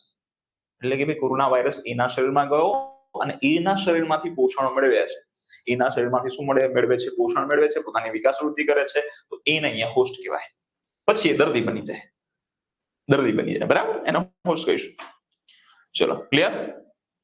પછી વાત કરીએ વેક્ટર. વાહક કોને કહેવાય? તો જે એક રોગ મતલબ રોગનો ફેલાવો એક જગ્યાએથી બીજી જગ્યાએ કરતા હોય, જેમ કે મલેરિયાનો ફેલાવો માદા એનોફિલિસ મચ્છર કરે છે. બરાબર છે, માન લો કે એને મલેરિયા છે, બરાબર છે, એ બી તંદુરસ્ત વ્યક્તિ છે. હવે એને મચ્છર કરડે છે, બરાબર છે, થોડા દિવસ પછી એ બી ન કરડે છે, એ મલેરિયા પોઝિટિવ હતું. એટલે કે આ જે મચ્છર આવશે એના શરીરમાંથી પ્લાઝ્મોડિયા લઈ લેશે, પ્લાઝ્મોડિયા નામનો જે પ્રજીવ છે લઈ લેશે અને બીમાં નાખી દેશે. એટલે એ મચ્છર એવું થઈ ગયું, વાહક થઈ ગયો.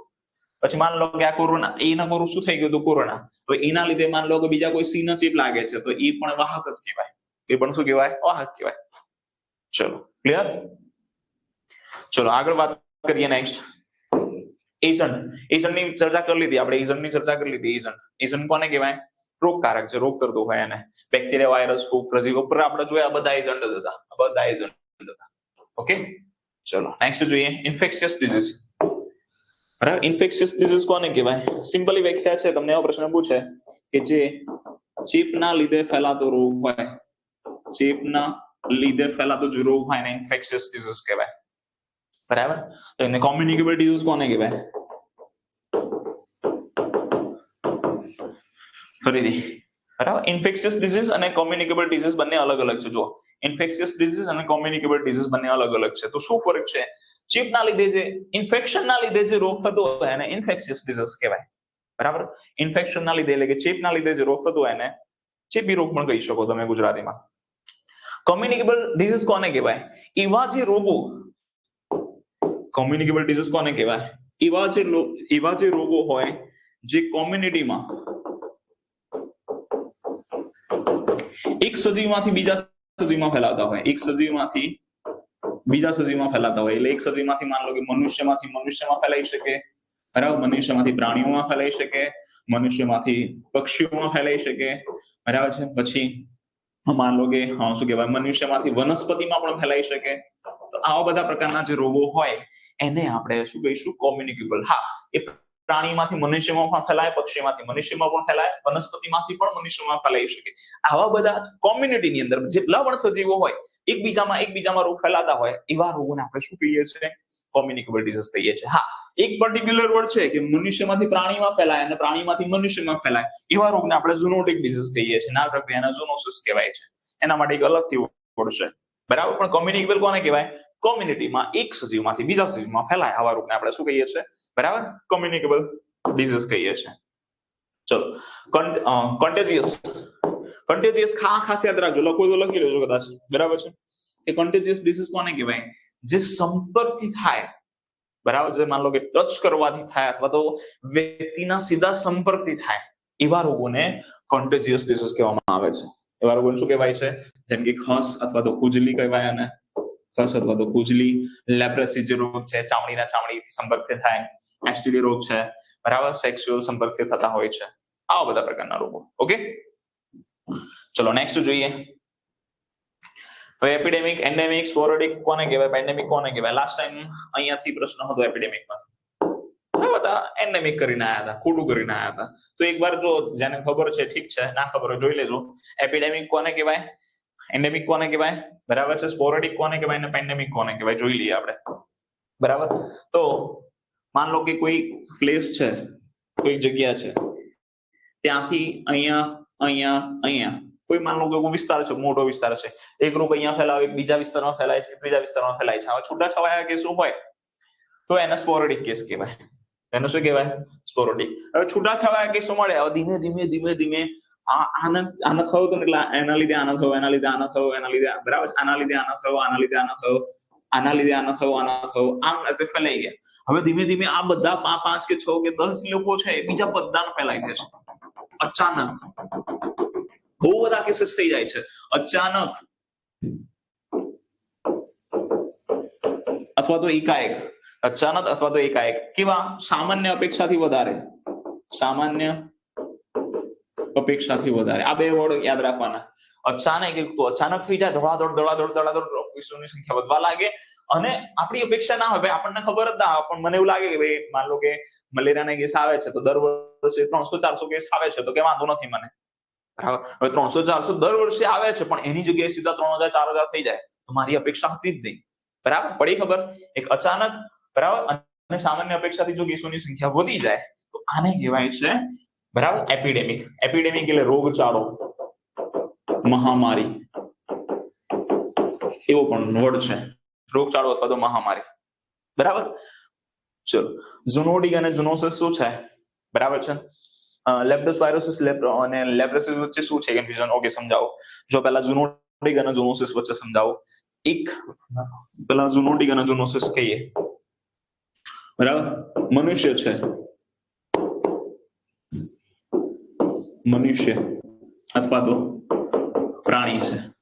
મનુષ્યમાંથી પ્રાણીમાં રોગ ફેલાય અથવા તો પ્રાણીમાંથી મનુષ્ય રોગમાં રોગ ફેલાય. એવા રોગને ઝૂનોટિક દિવસ કહેવાય છે. એવા રોગને શું કહેવાય છે? ઝૂનોટિક કહેવાય છે. અને ઝૂનોટિક દિવસ અથવા ઝૂનોસિસ દિવસ ક્યારે ઉજવાય છે? 6 જુલાઈના રોજ. યાદ રાખજો. ચલો ફરીથી. મનુષ્ય દ્વારા પ્રાણીમાં અથવા તો પ્રાણી દ્વારા મનુષ્યમાં. એવું યાદ રાખજો, ખાલી મનુષ્યમાંથી પ્રાણીમાં નહીં, મનુષ્યમાંથી પ્રાણીમાં અથવા તો પ્રાણીમાંથી મનુષ્યમાં રોગ ફેલાય એવા રોગોને ઝૂનોટિક રોગ કહેવાય છે. હવે ઝૂનોસિસ કોને કહેવાય?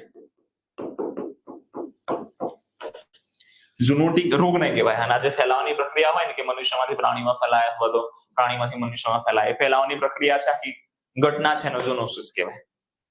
ચલો, ક્લિયર? પછી આગળ વાત કરીએ લેપ્રેસી અને લેપ્ટોસ્પાયરોસિસ. આ રોગ બંને બેક્ટેરિયાથી થતા રોગ છે. બંને અલગ અલગ પ્રકારના રોગ છે, બરાબર છે. બંનેનો ફેલાવો અલગ અલગ રીતે થાય છે. બંને બેક્ટેરિયાથી થતા રોગ છે. લેપ્રેસી છે એ માઇકોબેક્ટેરિયમ લેપ્રી અથવા તો લેપ્રા નામના બેક્ટેરિયાથી થતો, માઇકોબેક્ટેરિયમ લેપ્રી નામના બેક્ટેરિયા દ્વારા લેપ્રેસી રક્તપિત્ત નામનો રોગ થાય છે. બરાબર. અને લેપ્ટોસ્પાયરો એન્ટેરોગન્સ, લેપ્ટોસ્પાયરો એન્ટેરોગન્સ નામના બેક્ટેરિયા દ્વારા, બરાબર છે, લેપ્ટોસ્પાયરોસિસ થાય છે. આ જે માઇક્રોબેક્ટેરિયમ લેપ્રી જે છે એ દંડાળુ આકારના છે. કેવા આકારના છે? દંડાળુ આકાર, લાકડી આકારના છે. લેપ્ટોસ્પાયરો એન્ટેરોગન્સ છે સ્પ્રિંગ આકારના છે. કયા આકારના છે? સ્પ્રિંગ આકારના છે. લેપ્રેસી જે કહેવાય છે એ ચેપી પણ છે અને બિનચેપી પણ છે. એકમાત્ર એવો રોગ છે જે ચેપી અને બિનચેપી બંનેમાં ગણવામાં આવે છે. બરાબર. કેમ ગણવામાં આવે છે એના માટે લેપ્રેસીમાં ભણાયેલું છે. પછી વાત કરીએ, લેપ્ટોસ્પાયરોસિસ છે એ ચેપી રોગ છે. લેપ્રેસીનો ફેલાવો એ ચામડીથી ચામડી દ્વારા સંપર્કથી થાય છે. ચામડીથી ચામડી દ્વારા સંપર્કથી થાય છે. બરાબર છે. અથવા તો લોહી દ્વારા પણ થઈ શકે. પછી વાત કરીએ લેપ્ટોસ્પાયરોસિસનો જે ફેલાવો હોય છે કોના દ્વારા થાય છે? લેપ્ટોસ્પાયરોસિસનો ફેલાવો ચેપી પ્રાણીઓના મૂત્ર દ્વારા થાય છે. ચેપી પ્રાણીઓના મૂત્ર દ્વારા થાય છે. જેમ કે ગાય છે, ભેંસ છે, બળદ છે, ઉંદર છે, આ બધા જે પ્રાણીઓ છે એના જે મૂત્રની અંદર આ લેપ્ટોસ્પાયરા એન્ટેરોગન્સ નામનો બેક્ટેરિયા હોય છે. અને એવું પાણી જો પીવામાં આવે તો લેપ્ટોસ્પાયરોસિસ રોગ થાય. અને તો તમારી કિડની ખરાબ થઈ જાય, લીવર ખરાબ થઈ જાય, મલ્ટિપલ લક્ષણો તમને ચકામાં જોવા મળે, આવું બધું થાય. બરાબર. ક્યારેક બ્લીડિંગ પણ થતું હોય છે ઇન્ટરનલ. અને લેપ્રેસીની અંદર તમને સેન્સેશન વગરના, સંવેદના વગરના ચાઠા થઈ જાય. અહીંયા ચાઠું થઈ જાય, તમે અડો તો, ટચ કરો તો ખબર જ ના પડે. અને ધીમે ધીમે પછી એમાં લકવો પણ, પેરાલિસિસ પણ થઈ જતો હોય છે. બરાબર. ચલો, ક્લિયર? આગળ વાત કરીએ. નેક્સ્ટ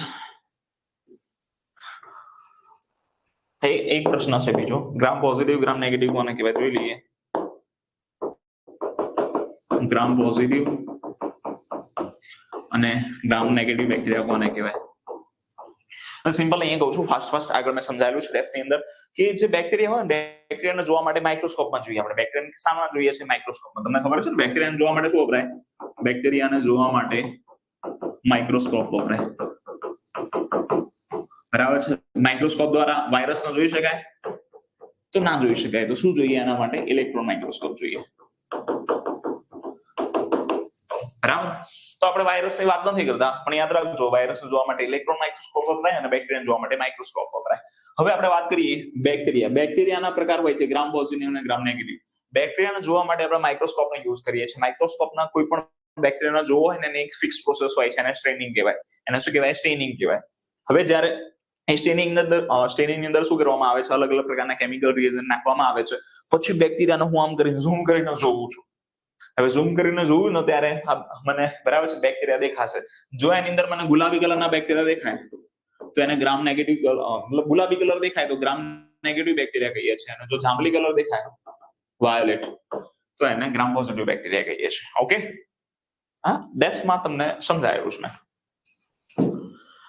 ચલો, કેસ આપણે વાત કરતા હતા. હા, પેન્ડેમિક, સ્પોરેડિક, એન્ડેમિક અને જો અચાનક અને એકાએક, બરાબર, એટલે અચાનક અને અપેક્ષાથી વધારે જો કેસ વધી જાય તો એને આપણે શું કહીએ છીએ? એપિડેમિક કહીએ છીએ. એને શું કહીએ છીએ? એ લખું છું ફરીથી, એપિડેમિક. સ્પોરેડિક એટલે છૂટાછવાયા કેસો, સ્પોરેડિક એટલે છૂટાછવાયા કેસો, બરાબર છે. પેન્ડેમિક, બરાબર છે, એક દેશમાંથી બીજા દેશમાં ફેલાતા રોગો, જેમ કે COVID-19 પેન્ડેમિક થઈ ગયું 2020 ની અંદર, 2019 ની અંદર સ્વાઇન ફ્લુ પેન્ડેમિક થઈ ગયો, આવા બધા રોગો. હવે વાત કરીએ એન્ડેમિક કોને કહેવાય? એન્ડેમિક નું ગુજરાતી નામ છે ભાઈ સ્થાનિક. સ્થાનિક કોને કહેવાય ભાઈ? તમે જે એરિયામાં રહેતા હોય ત્યાંના તમે સ્થાનિક કહેવા. તો તમારા એરિયામાં જે રોગ જોવા મળે, દર વર્ષે જો જોવા મળતો હોય એવા રોગોને શું કહેવાય? એન્ડેમિક. હર હંમેશ, બરાબર, વર્ષની અંદર માન લો કે તમારું જે તમે રહો છો, તમે એરિયા, કોઈ ગાંધીનગરમાં રહેતું હોય, મહેસાણામાં રહેતું હોય, વોટ એવર, કોઈ પણ દાહોદ જિલ્લામાં, છોટાઉદેપુર જિલ્લામાં, ભાવનગર કે વોટ એવર અમદાવાદમાં રહેતા હોય, તો તમને દર વર્ષે ત્યાં મલેરિયા જોવા મળે, હા કે ના? જોવા મળે છે દર વર્ષે મલેરિયા? દર વર્ષે જોવા મળે મલેરિયા, તો ત્યાં તમારા માટે એન્ડેમિક રોગ છે. હા, પછી મલેરિયા બહુ બધા મલેરિયાના બહુ બધા કેસીસ વધી જાય તો પછી એપિડેમિક થઈ જાય. એનો શું કહેવાય? એપિડેમિક. ઘણી વાર થતું હોય છે, તમે જો ડેન્ગ્યુનો એપિડેમિક થતો હોય છે કે રોગચાળો ફાટી નીકળ્યો, ડેન્ગ્યુનો એપિડેમિક બોલતા હોઈએ છીએ આપણે. તો ડેન્ગ્યુના માન લો કે તમારા સિટીની અંદર દર વર્ષે 100 થી 200 કેસો આવતો હોય તો બરાબર છે, પણ 100 થી 200 લીધે બરાબર સીધા 500, 600, 700, 800, 1000 જેવા કેસીસ થઈ જાય તો એ પછી એન્ડેમિક કહેવાય છે. એન્ડેમિક એટલે શું? હર હંમેશ રહેતી જે બીમારી હોય, તમારા એરિયામાં જે બીમારી રહે, તમારા વિસ્તારની એન્ડેમિક બીમારી કહેવાય. ક્લિયર? ચલો, એસિડ ફાસ્ટ બેક્ટેરિયા એટલે શું? બેક્ટેરિયાને જોવા માટે, બરાબર છે, એસિડનો યુઝ કરવામાં આવે છે, H2SO4, સલ્ફ્યુરિક એસિડ, બરાબર છે. અને એ કયા બેક્ટેરિયાને જોવા માટે યુઝ કરવામાં આવે છે? ટીબી અને લેપ્રી. હા, બરાબર છે. લેપ્રેસીના, ટીબીના બેક્ટેરિયા માઇક્રોબેક્ટેરિયમ ટ્યુબરક્લોસિસ અને લેપ્રેસીના બેક્ટેરિયા માઇક્રોબેક્ટેરિયમ લેપ્રી. આ બંનેને જોવા માટે H2SO4 એટલે સલ્ફ્યુરિક એસિડ યુઝ થાય છે, એટલે બંને બેક્ટેરિયાને એસિડ ફાસ્ટ બેસિલસ બેક્ટેરિયા કહેવાય છે. બહુ જ વાર પ્રશ્ન પૂછાઈ ગયો. ઓકે, ચાલો આગળ જોઈએ. કેરિયર અથવા વાહક કોને કહેવાય? બરાબર છે. કેરિયર કોને કહેવાય? બે ફરક, એક વસ્તુ છે, જો હું તમને ખાલી અહીંયા ધ્યાન આપજો, બરાબર. વાહક, કેરિયર. વાહક અને કેરિયર. વાહક, બરાબર, એક જગ્યાએથી બીજી જગ્યાએ રોગ ફેલાવે, એક જગ્યાએથી બીજી જગ્યાએ રોગ ફેલાવે, એને વાહક કહેવાય. આ વાહકને ક્યારેક પોતેને પણ, બરાબર છે, એ પોતે પણ ક્યારેક શું એમાં કહેવાય કે પોતે પણ લક્ષણો હોય છે એને, મતલબ પોતે પણ રોગ લાગી જતો હોય છે ક્યારેક ક્યારેક, અથવા તો મતલબ જે પણ વાયરસ કે બેક્ટેરિયા હશે એને ઇફેક્ટ કરે છે. એને શું કરે છે?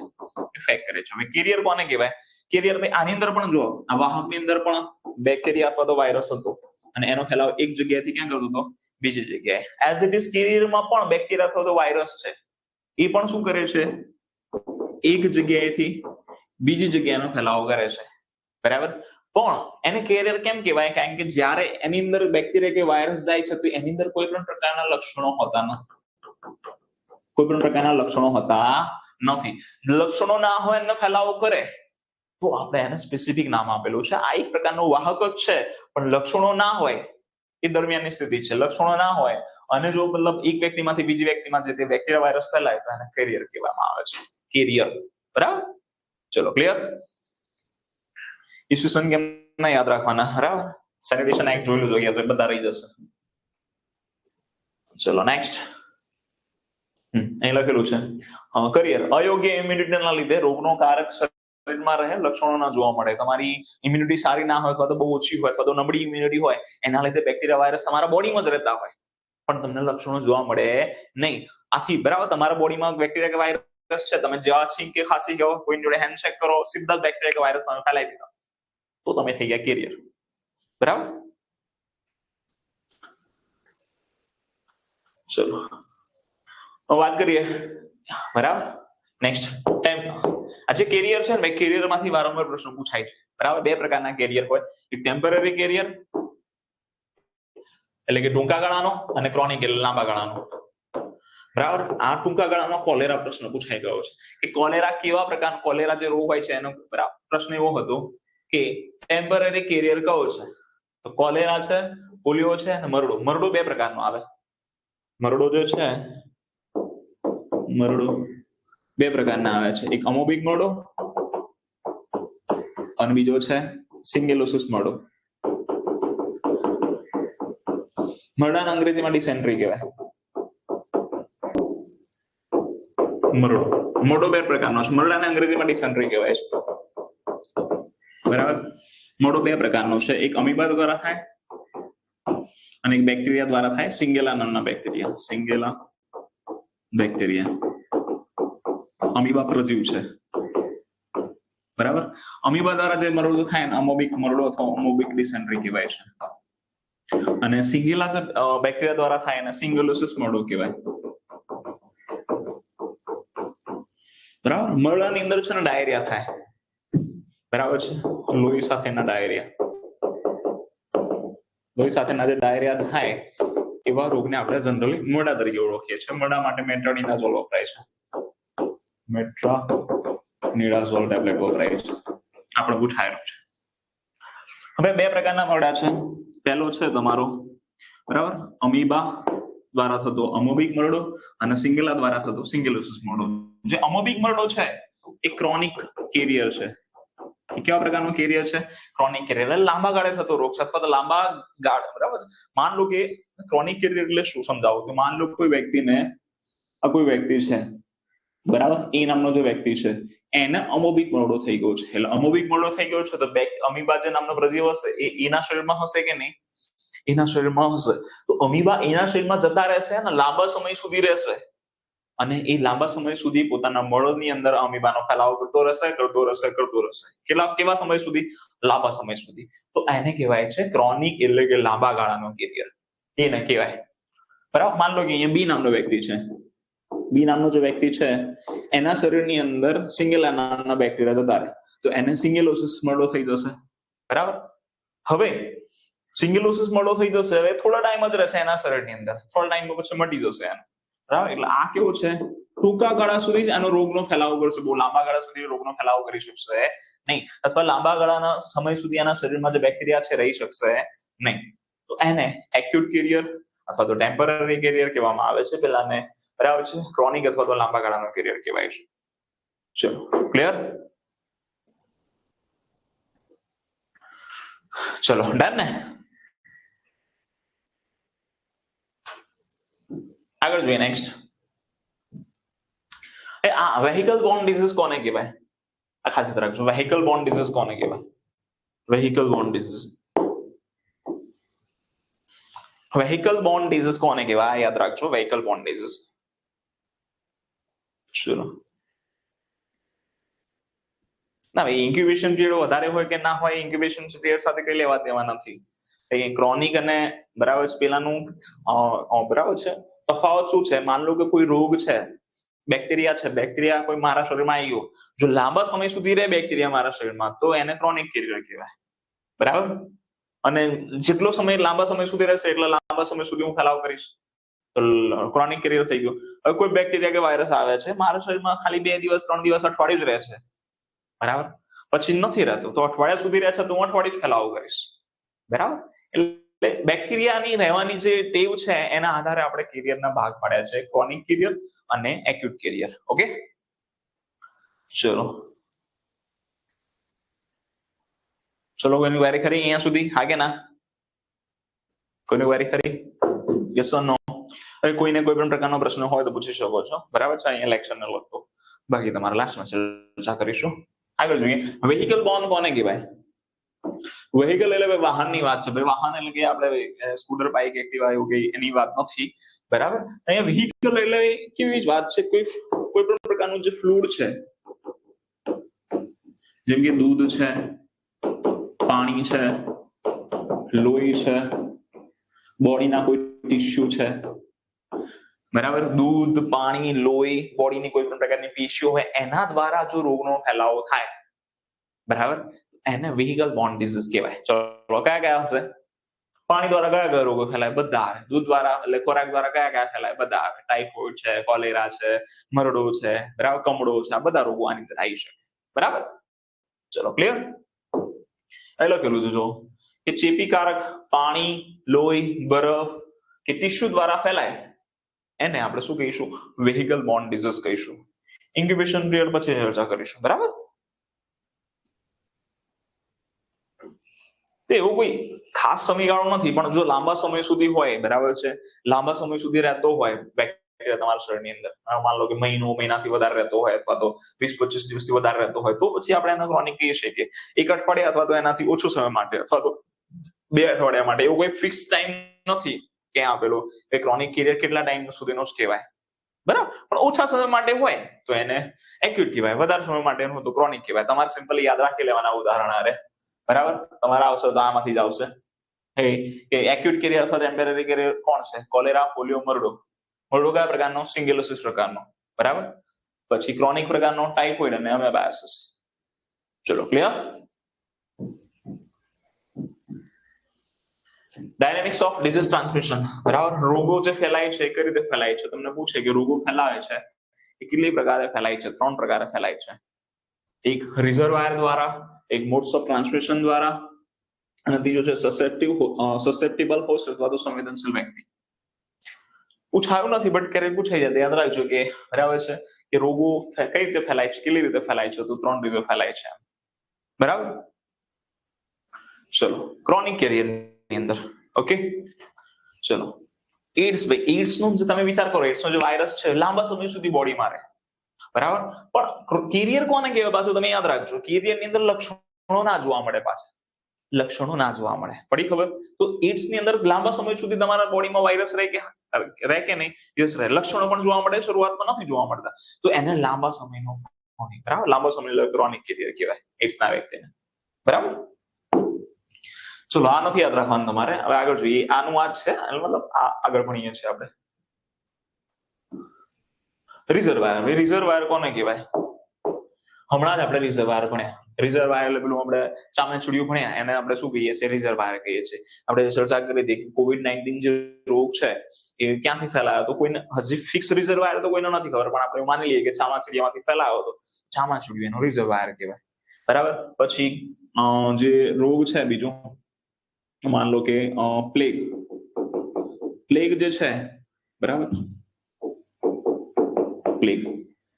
પ્લેગ જે રોગ છે ને, જો 2 વર્ડ છે એમ તો, બરાબર, રિઝર્વાયર અને source. Reservoir of infection, source of infection, આવું પણ અલગ અલગ વર્ડ છે. રિઝર્વાયર ઓફ ઇન્ફેક્શન અને સોર્સ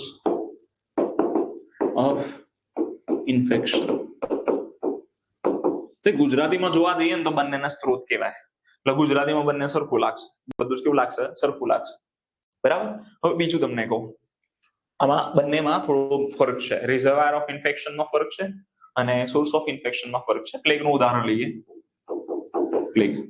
પ્લેગ જે રોગ છે ને કોના દ્વારા ફેલાય છે? માન લો કે ઉંદર છે, આ ઉંદરની અંદર, બરાબર, ઉંદરના શરીરની અંદર એર્સિનિયા પેસ્ટિસ નામના બેક્ટેરિયા હોય છે. એર્સિનિયા પેસ્ટિસ નામના બેક્ટેરિયા હોય છે. એર્સિનિયા પેસ્ટિસ પ્લેગના બેક્ટેરિયા છે. ઉંદરના શરીર ઉપર કોણ રહેતું હોય છે? તો ચાંચડ રહેતું હોય છે. કોણ રહેતું હોય છે?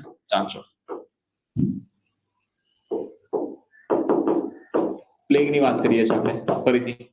પ્લેગની વાત કરીએ છીએ. ઉંદર છે, ઉંદરના શરીરની અંદર પ્લેગનો બેક્ટેરિયા છે. પ્લેગના બેક્ટેરિયાનું નામ એર્સિનિયા પેસ્ટિસ છે. બરાબર, પૂછાઈ ગયેલો છે. ફરીથી ઉંદરની વાત કરીએ છીએ, પ્લેગ રોગની વાત કરીએ છીએ. ધ્યાન રાખજો કે બેક્ટેરિયા નામ આવે એટલે પછી લિંક ના તૂટી જાય. ઉંદરની વાત કરીએ છીએ. ઉંદરના શરીરમાં બરાબર છે પ્લેગનો બેક્ટેરિયા છે એર્સિનિયા પેસ્ટિસ, અને ઉંદરના શરીર ઉપર ચાંચડ રહેતું હોય. ચાંચડ શું કરે? ઉંદરનું જે લોહી હોય ચૂસ્યા કરે.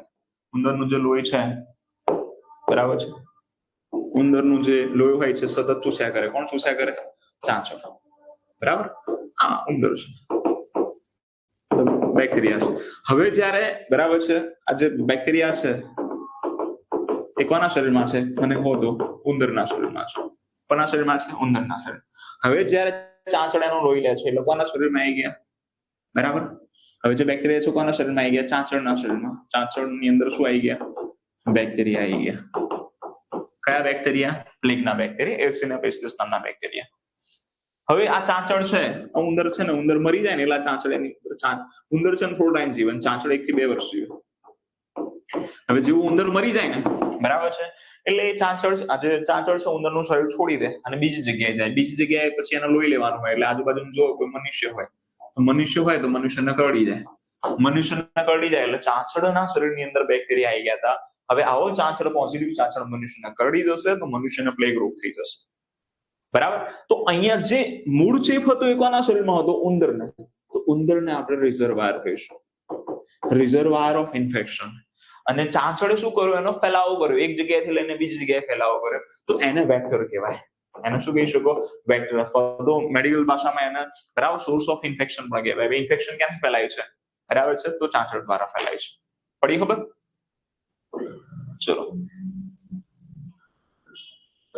ક્રોનિક એટલે લાંબા સમય સુધી સારવાર. ના ભાઈ, સારવાર નથી. ક્રોનિક ટ્રીટમેન્ટ તમે કહો કે ક્રોનિક ટ્રીટમેન્ટ તો લાંબા સમયની સારવાર કહેવાય. આપણે ક્રોનિક કેરિયરની વાત કરીએ છીએ. ચલો, તો રિઝર્વાયર ઘણા પ્રકારના હોય છે. જો રિઝર્વાયર કયા પ્રકારના? 3 પ્રકારના છે, યાદ રાખવાનું છે. 3 પ્રકારના: હ્યુમન રિઝર્વાયર, એનિમલ્સ રિઝર્વાયર, બરાબર છે, અને સોઇલ્સ એટલે કે માટીની વાત છે. બરાબર, તમને પૂછે કે ભાઈ હ્યુમન રિઝર્વાયર કયા છે, તો જેટલા પણ રોગો માણસમાંથી ફેલાતા હોય એ બધાની વાત છે. એનિમલ્સ રિઝર્વાયર જે ફક્ત માણસ દ્વારા જ ફેલાય, બરાબર, જેમ કે ઉરી, ડિપ્થેરિયાનો રોગ ફક્ત માણસ દ્વારા જ ફેલાય છે. બરાબર છે, તો ડિપ્થેરિયાનો રિઝર્વાયર કોણ થઈ ગયો? મનુષ્ય થઈ ગયો. બરાબર, રોગો ડેથમાં પડેલા છે. બરાબર, ચલો પછી વાત કરીએ એનિમલ્સ. પ્રાણીઓમાંથી રોગ ફેલાય. જેટલા પણ રોગો પ્રાણીઓમાંથી ફેલાય, આપણે ઉપર જ વાત કરી પ્લેગ રોગની વાત કરીએ. એમાં જે ઉંદર હતું બરાબર છે એ રિઝર્વાયર હતો પ્લેગનો. પછી જમીન દ્વારા પણ કેટલાય રોગો ફેલાતો હોય. જમીનની અંદર કેટલાય પ્રકારના બેક્ટેરિયા હોય છે, જેમ કે ધનુર્વાર, બરાબર, ધનુર થઈ જાય એ રોગ. પછી એન્થ્રેક્સ, એ પણ માટીમાંથી ફેલાતો રોગ છે, શ્વસન તંત્રનો રોગ છે. બરાબર, તો આ બરાબર સોઇલ રિઝર્વાયર છે. આ યાદ રાખવાનું છે. હ્યુમન રિઝર્વાયર જે માણસમાંથી રોગો ફેલાય, એનિમલ રિઝર્વાયર જે પ્રાણીઓમાંથી રોગો ફેલાય, બરાબર છે, અને સોઇલ રિઝર્વાયર એટલે કે જમીનમાંથી જે મૂળ છે ફેલાતો એની વાત છે. બરાબર, હિપેટાઇટિસ ને બરાબર, હિપેટાઇટિસના 6 પ્રકાર છે. મૂળ મુદ્દે આમ 4 પ્રકાર છે, ક્યારેક 5 પણ લખવામાં આવે છે. હિપેટાઇટિસ એ ક્રોનિક પણ કહી શકાય, ટૂંકા ગાળાનો પણ કહી શકાય. જો હિપેટાઇટિસ તમને લાંબા સમય સુધી તમારા શરીરમાં બેક્ટેરિયા રહે, હિપેટાઇટિસના વાયરસ રહે, તો તમે ક્રોનિકમાં ગણશો. બરાબર, શામાં ગણશો? ક્રોનિકમાં. ચલો, ક્લિયર? યસ ને ના રાખો. ચલો, તમે છે ને એક વસ્તુ જુઓ, હું તમને કહું, તમને હજી આ નથી ખબર પડી. બધા પ્રશ્નો જે પૂછો છે ને એના પરથી પૂછો. હું તમને આની વાત કરું છું. આ ક્રોનિક કેરિયર અને એક્યુટ અથવા તો ટેમ્પરરી કેરિયર, આ અલગ વસ્તુ છે અને આ અલગ વસ્તુ છે. ક્રોનિક ડિઝીઝ અને એક્યુટ ડિઝીઝ. બરાબર, હમણાં મને કોઈ પ્રશ્ન પૂછ્યો કે ટીબી લેપ્રેસી શામાં આવે? ટીબી લેપ્રેસી તો રોગ છે. આ તો શું છે? રોગ છે. આપણે કેરિયરની વાત કરીએ. કેરિયર કોને કહેવાય? તો બેક્ટેરિયા કે વાયરસ જેના શરીરમાં હોય, એ પ્રાણીઓના શરીરમાં પણ હોય, મનુષ્યના શરીરમાં પણ. આપણે એ અને બી લીધા હતા, એ અને બી નામના વ્યક્તિ લીધા હતા આપણે, હા કે ના? એ અને બી નામનો માન લો કે કોઈ વ્યક્તિ છે, બરાબર છે. માન લો કે આની અંદર માન લો કે આપણે મરડો નાખી દઈએ અમોબિક પ્રકારનો મરડો થઈ ગયો છે, તો આની અંદર શું હશે? અમીબા. આનું સુરેશ નામ છે. શું નામ છે? સુરેશ. તો આ સુરેશભાઈને આપણે ક્રોનિક કેરિયર કહીશું. એને ભાઈ ક્રોનિક ડિસીઝ ના કહેવાય. રોગ કયો છે? અમોબિક મરડો. જો અમોબિક મરડો તમને લાંબા સમય સુધી રહે તો પછી એને ક્રોનિક ડિસીઝ કહેવાય. તો ભાઈ ક્રોનિક કેરિયર માણસની વાત છે અથવા તો જેના શરીરમાં રહે છે એની વાત છે. અને ટીબી, તો ટીબી ને ક્રોનિક કેરિયર કે એક્યુટ કેરિયર કહેવાય જ નહીં. કેરિયર તો કોને કહેવાય? માણસ છે, પશુ છે, બરાબર, પક્ષી છે, બરાબર, વનસ્પતિ છે, જેની અંદર બેક્ટેરિયા કે વાયરસ રહેતા હોય એને કેરિયર કહેવાય. ટીબી બેક્ટેરિયા, ટીબી લેપ્રેસીનો શું કહેવાય? ભાઈ ટીબી અને લેપ્રેસી બહુ લાંબા સમય સુધી રોગ રહે તો એને ક્રોનિક ડિઝીઝ કહેવાય, નોટ ક્રોનિક કેરિયર. આ અલગ વસ્તુ છે, યાદ રાખજો. હે ને? પડી ખબર? ભાઈ ક્રોનિક કેરિયર રાખવો અલગ છે. હવે મને એવો પ્રશ્ન પૂછે, હું ક્રોનિક કેરિયર અને એક્યુટ કેરિયર કરાવું છું. હવે તમે મને પ્રશ્ન પૂછો છો કે ટીબી કેવા પ્રકારનો કહેવાય, બરાબર છે? હવે ટીબી ના બેક્ટેરિયા તમે કહો, ટીબી ના બેક્ટેરિયા તમે જાતે વિચારો, ટીબી ના બેક્ટેરિયા તમારા શરીરમાં રહે છે કે લાંબા સમય સુધી? હા કે ના? હા, રહેતા હોય છે. ઘણીવાર લક્ષણો પણ નથી દેખાતા. લાંબા સમય સુધી લક્ષણો ના દેખાય તો એને શું કહેવું છે? ટીબી નો ક્રોનિક કેરિયર કહેવાય. પણ ટીબી ના કહેવાય, જે તે વ્યક્તિમાં ગયું હોય એને કહેવાય. પડી ખબર? ટીબી નો તો શું કહેવાય? ક્રોનિક ડિઝીઝ કહેવાય. ચલો, ક્લિયર? સો કે ફાઇન, ખબર પડી ગઈ? હા કે ના? ખબર પડવી જોઈએ ભાઈ, બરાબર? ચલો, આપણે જોયું હતું કે રોગો 3 રીતે ફેલાય છે. રિઝર્વોયર દ્વારા ફેલાય છે. આપણે જોયું કે રિઝર્વોયર 3 પ્રકારના હોય છે: હ્યુમન, એનિમલ્સ અને સોઇલ, જમીનમાંથી ફેલાતા હોય છે. પછી વાત કરીએ મોડ્સ ઓફ ટ્રાન્સમિશન, ફેલાવાના રસ્તા. મોડ્સ ઓફ ટ્રાન્સમિશન 2 પ્રકારે થાય છે: ડાયરેક્ટ અને ઇનડાયરેક્ટ. કોઈ પણ રોગો ફેલાય છે 2 રીતે ફેલાય છે: ડાયરેક્ટ રીતે અથવા તો ઇનડાયરેક્ટ રીતે. આમાંથી વારંવાર પ્રશ્ન આવે છે, બરાબર? ડાયરેક્ટ કહેવાય પ્રત્યક્ષ અને પરોક્ષ પ્રસારણ, બરાબર? ડાયરેક્ટ ટ્રાન્સમિશન, બરાબર, અને ઇનડાયરેક્ટ ટ્રાન્સમિશન. ભાઈ હેન્ડ રાઇટિંગ ફાસ્ટ લખું છું તો એમ પણ ખરાબ આવે છે ને ભાઈ, ફાસ્ટ લખું છું તો વધારે ખરાબ આવશે. હા, you have to minus for this.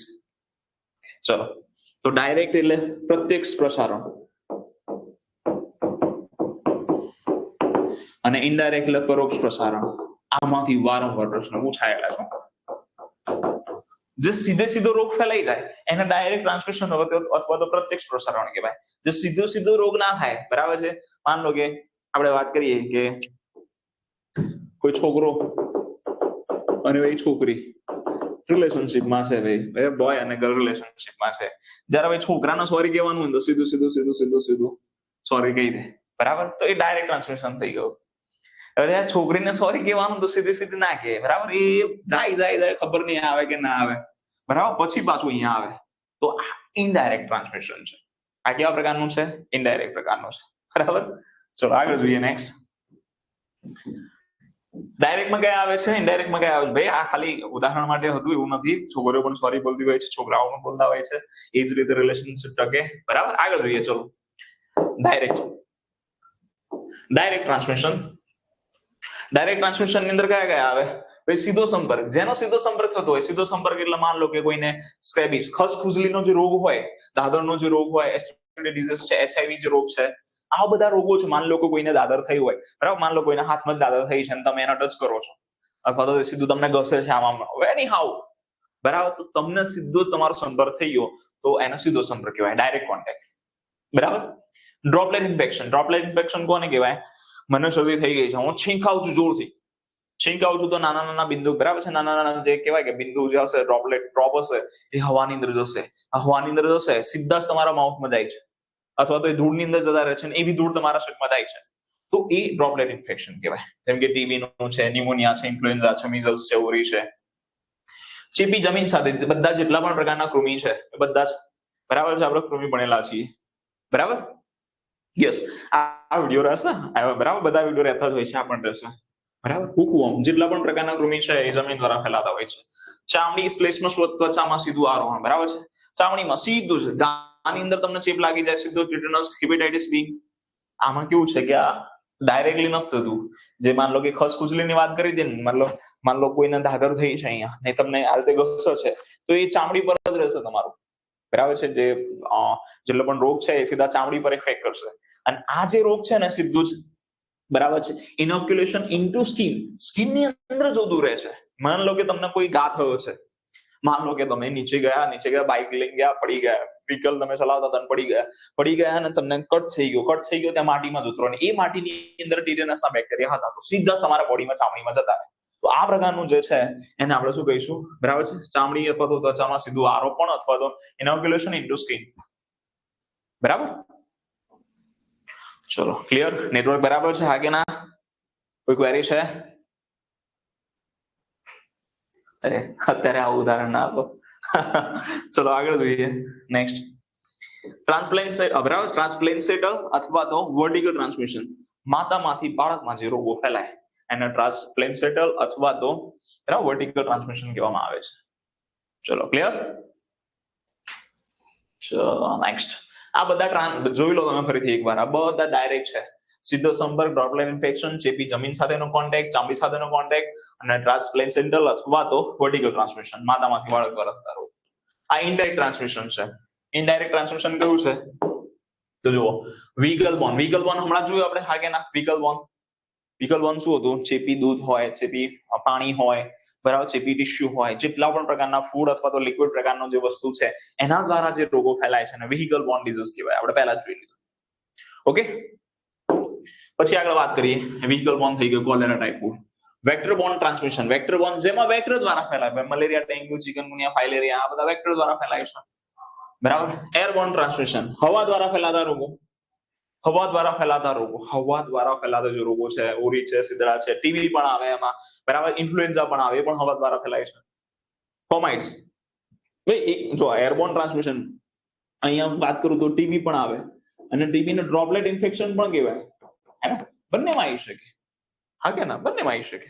Okay, ચલો નેક્સ્ટ, ફોમાઇટ્સ બોર્ન, તમે દર્દી છો, તમે જે તે વસ્તુ, ધારો કે કોઈ દર્દી છે, માન લો કોઈ દર્દી આ પેન પકડે છે તો એ જે તે વાયરસ અથવા બેક્ટેરિયા હશે આ પેન પર લાગી જશે અને એવો જે પેન છે બીજું કોઈ પકડે તો એ જે તે વાયરસ અથવા તો બેક્ટેરિયાના સંપર્કમાં જે તે વ્યક્તિ આવી જશે અને તંદુરસ્ત વ્યક્તિ છે એને બીમાર કરી નાખશે. તો કોઈ પણ વસ્તુ દ્વારા જે બેક્ટેરિયા વાયરસ ફેલાય છે, બરાબર છે, એમાં ખાલી અન્ન ના આવે અને પાણી ના આવે. અન્ન અને પાણી આવે તો આપણે આને શું કહીશું? વ્હીકલ બોર્ન કહીશું. ખાસ યાદ રાખજો, ખોરાક અને પાણી નહીં આવે ફોમાઇટ્સમાં વસ્તુ આવે. જો અન્ન અને પાણી આવે તો એને સીધું વ્હીકલ બોર્ન કહેવાય. ઓકે, તમને એવું પ્રશ્ન પૂછે કે ભાઈ પાણી દ્વારા જે રોગ ફેલાય એને કેવો રોગ કહેવાય? એને વોટરબોર્ન કહેવાય. બરાબર, એવું કેમ તો સીધું વોટરબોર્ન લખવાનું, બરાબર, પછી વ્હીકલ બોર્ન નહીં લખવાનું. બરાબર, મેં તમને કહ્યું એક જો ટીબી રોગ છે એને ડ્રોપલેટ ઇન્ફેક્શન પણ કહેવાય છે અને એરબોર્ન પણ કહેવાય છે. પડી ખબર? એઝ ઇટ ઇઝ જે પાણી દ્વારા રોગ ફેલાય એને તો આપણે પહેલા શું કહ્યું? બરાબર છે, વોટરબોર્ન જ કહીએ. પાણી દ્વારા રોગો ફેલાતા એને શું કહેવાય? વોટરબોર્ન. પણ હા, એ વ્હીકલ બોર્ન પણ કહેવાય. પાણી દ્વારા કોલેરા, ટાઇફોઇડ ફેલાય કે ના ફેલાય? ફેલાય છે. That's it. ફૂડ દ્વારા પણ ફેલાય છે. બરાબર, તો એક જ રોગ ઘણી રીતે ફેલાઈ શકે છે, એટલે એના અલગ અલગ નામ હોઈ શકે. બરાબર, ગંદા હાથ અને તમારા ફિંગર્સ દ્વારા ફૂડબોર્ન ઇન્ફેક્શન. બરાબર છે, ફૂડબોર્ન ઇન્ફેક્શન, જેટલો પણ મારું માન લો કે જેટલું પણ તમારા હાથની અંદર જેટલા પણ બેક્ટેરિયા વાયરસ આવે તમે ફૂડમાં નાખો, બરાબર, એ બધા જ તમારા હાથ દ્વારા ફેલાતા રોગો છે. બધા જ જે કહેવાય કે તમારા જે ફિકોલ રૂટ વાળા છે બધા જ રોગો આવી જાય. એ આ બધા છે, કોલેરા, ટાઇફોઇડ, મોલ્ડો, એ બધા પણ આવી શકે આમાં. બરાબર, વ્હીકલ બોર્ન પહેલી વખત સાંભળ્યું તો યાદ રાખી લેજો કે કોઈ પણ પ્રકારનો જે લિક્વિડ ટાઈપનો જે ખોરાક છે અથવા તો ખોરાક દ્વારા અથવા તો પાણી દ્વારા અથવા તો લોહી દ્વારા, હે ને, અથવા તો ટિશ્યુ દ્વારા, મનુષ્યના જે ટિશ્યુ હોય છે એના દ્વારા જે રોગ ફેલાય એને આપણે વ્હીકલ બોર્ન ટ્રાન્સમિશન કહેવાય. ભાઈ વ્હીકલ આવે ત્યાં નહીં લખવાનું, વ્હીકલ ને લખતા. બરાબર, થોડી ઘણી થિયરી છે, થિયરી જોઈ લઈએ. સુપરનેચરલ થિયરી, પહેલા લોકો એવું માનતા હતા કે ભાઈ જે રોગ છે એ ભગવાને આપેલો, બરાબર, ભગવાને તમને શાપ આપેલો છે, અથવા તો ભગવાન તો નહીં, ચલો દુષ્ટાત્મા ગણી લો, ભૂત પ્રેત દ્વારા તમને શાપ મળેલો છે એટલે તમને રોગ થયો છે, તો આને સુપરનેચરલ થિયરી કહેવાય છે. ઝર્મ થિયરી, બરાબર છે, રોગ થવા માટે જવાબદાર કીટાણુઓ છે. ઝર્મ થિયરી લુઈસ પાસ્ચરે આપી હતી. લુઈસ પાસ્ચર ફ્રાન્સના હતા. લુઈસ પાસ્ચરે ઘણી બધી શોધ કરેલી છે, એના વિશે એકવાર જોઈ લેજો. એ માઇક્રો, બરાબર છે, તો માઇક્રોબાયોલોજી છે એના પિતા કહેવામાં આવે. સૂક્ષ્મજીવ વિજ્ઞાનના પિતા તરીકે કોણ ઓળખાય છે? લુઈસ પાસ્ચર ઓળખાય છે. હવે વાત કરીએ તો ઝર્મ થિયરી છે એ શું કહેતી હતી? ઝર્મ થિયરી એવું કહેતી હતી ભાઈ જે તે રોગો થાય છે કોઈ આત્માના શાપના લીધે નથી થતા, પાપના લીધે નથી થતા. જે તે રોગો થાય છે એ કીટાણુના લીધે થાય છે, એટલે કે બેક્ટેરિયા, વાયરસ, આ બધાના લીધે થાય છે. પણ આ જે થિયરી છે એની એક મર્યાદા હતી, એ મર્યાદા યાદ રાખી લેજો. ભાઈ આ થિયરી એવું નહોતું સમજાવી શકતી. માન લો કે ઝર્મ થિયરી એવું કહેતી હતી, માન લો કે આ એરિયા છે, ઝર્મ થિયરી શું કહેતી હતી? માન લો કે એક શહેર છે, આ શહેરની અંદર ભાઈ રોગો બધાને થાય છે, બધાને નથી થતા, ઘણા થાય ઘણા ના થાય. A B C D E F બરાબર છે, G H ઘણા બધા લોકો છે, 100 200 300 400 લોકો છે. તો એમાંથી બધાને રોગો થાય ના થાય?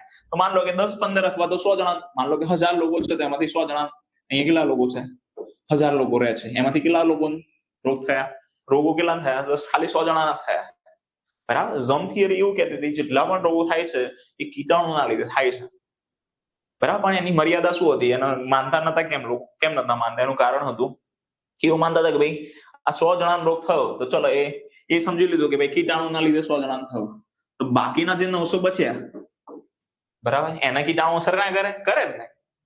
બરાબર. એટલે એવી મર્યાદા હતી એ વખતે. ભાઈ ના કરે, એની જે ઇમ્યુનિટી એટલી સ્ટ્રોંગ હોય તો ના પણ કરે. બરાબર. પણ એ સમજાવી નહોતી શકી. બરાબર. આજે કહેવાય ને ઝમ થિયરી, એ નથી સમજાવી શકતી કે ભાઈ પર્ટિક્યુલર રોગો, મતલબ પર્ટિક્યુલર લોકોને કેમ રોગ થાય છે, બીજા બધાને કેમ નથી થતા, એવું નતું સમજાવી શકતી. બરાબર. ચલો, સારું છે, ખબર પડી ગઈ ને તો વિકલ્પ ઓપ્શન ટીક કરી આપો. ચલો આગળ જોઈએ. બૌગોલિક સિદ્ધાંત. બરાબર. જર્મનીનો મ્યુનિક શહેર છે, મ્યુઝિક નહીં, મ્યુનિક છે,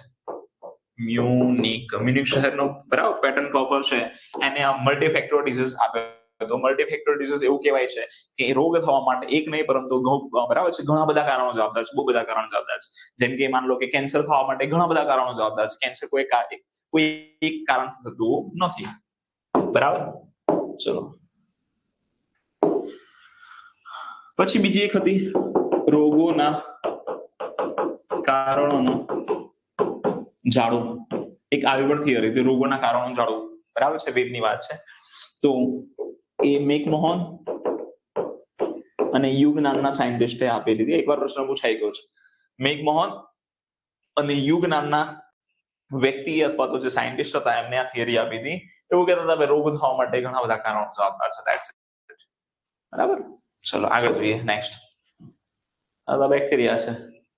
બરાબર. માઇક્રો ઓર્ગેનિઝમ, બેક્ટેરિયા, વાયરસ, પ્રોટોઝોઇટ છે કે છે નહીં. એપિડેમિયોલોજીકલ ટ્રાયડ, આ વારંવાર પ્રશ્ન આવતો હોય છે. એપિડેમિયોલોજીકલ ટ્રાયડ શું છે જોઈએ. બધા ભણેલા છે, રિઝન કરીએ છે. એજન્ટ, એટમોસ્ફિયર એટલે કે વાતાવરણ.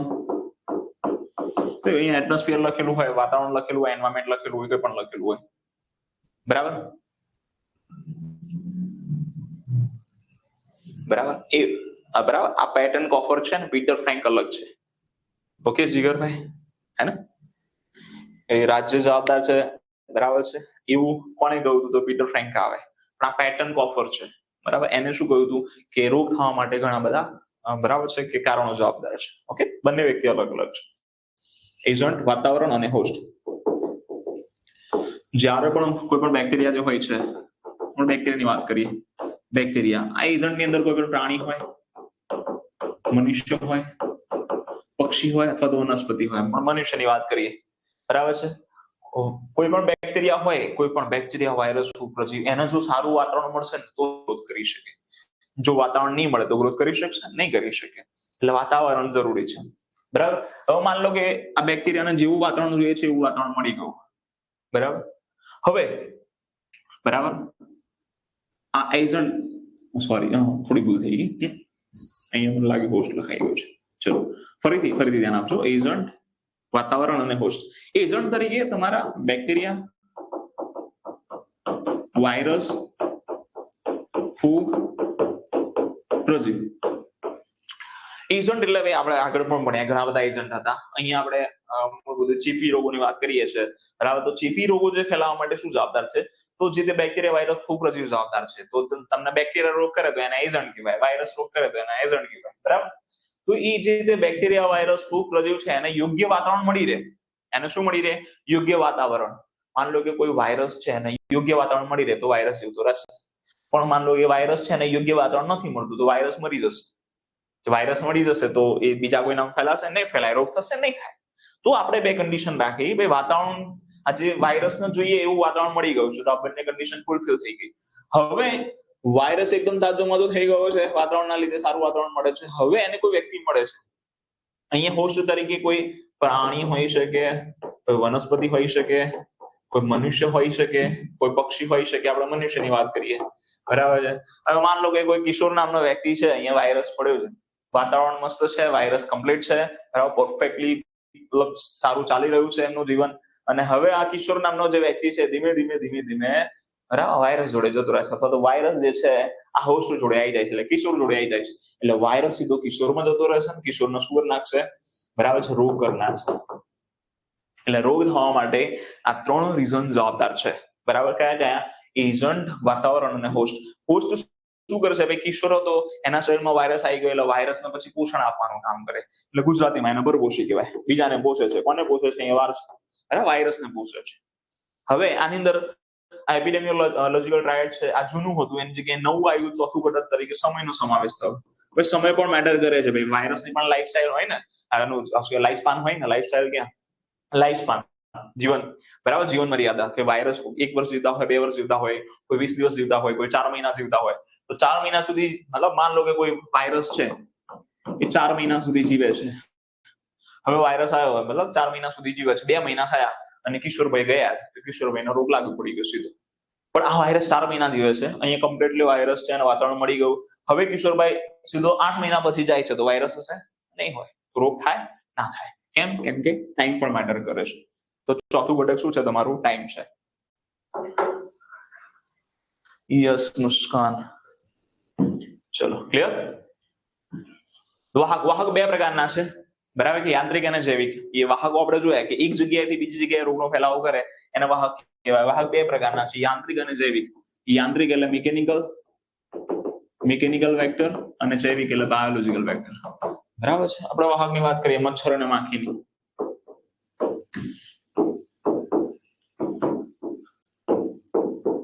આ એ નામનો વ્યક્તિ છે, એને મલેરિયા થઈ ગયો છે, બરાબર. એ નામનો વ્યક્તિ છે, મલેરિયા થઈ ગયો છે, મલેરિયા પોઝિટિવ છે, મચ્છર આવીને ગળે છે, બરાબર છે, મચ્છર લોહી લઈ લે છે, એટલે પ્લાઝ્મોડિયા છે, એ પ્લાઝ્મોડિયા સીધા મચ્છરના શરીરમાં જતા રહેશે. મચ્છરના શરીરમાં જતા રહેશે 1-2 દિવસ, 3 દિવસ, 4 દિવસ, 5-10 દિવસ જેટલું રહેશે. આના શરીરમાં એ જે પ્લાઝ્મોડિયાનો વૃદ્ધિ વિકાસ થશે, પછી આવો મચ્છર ચેપી બની જાય. આવો ચેપી મચ્છર પાછો બીને ગળે, એટલે બી જે છે એને મલેરિયા થઈ જાય. તો અહીંયા જે તે રોગકારક છે પ્લાઝ્મોડિયા છે. કોણ છે? પ્લાઝ્મોડિયા.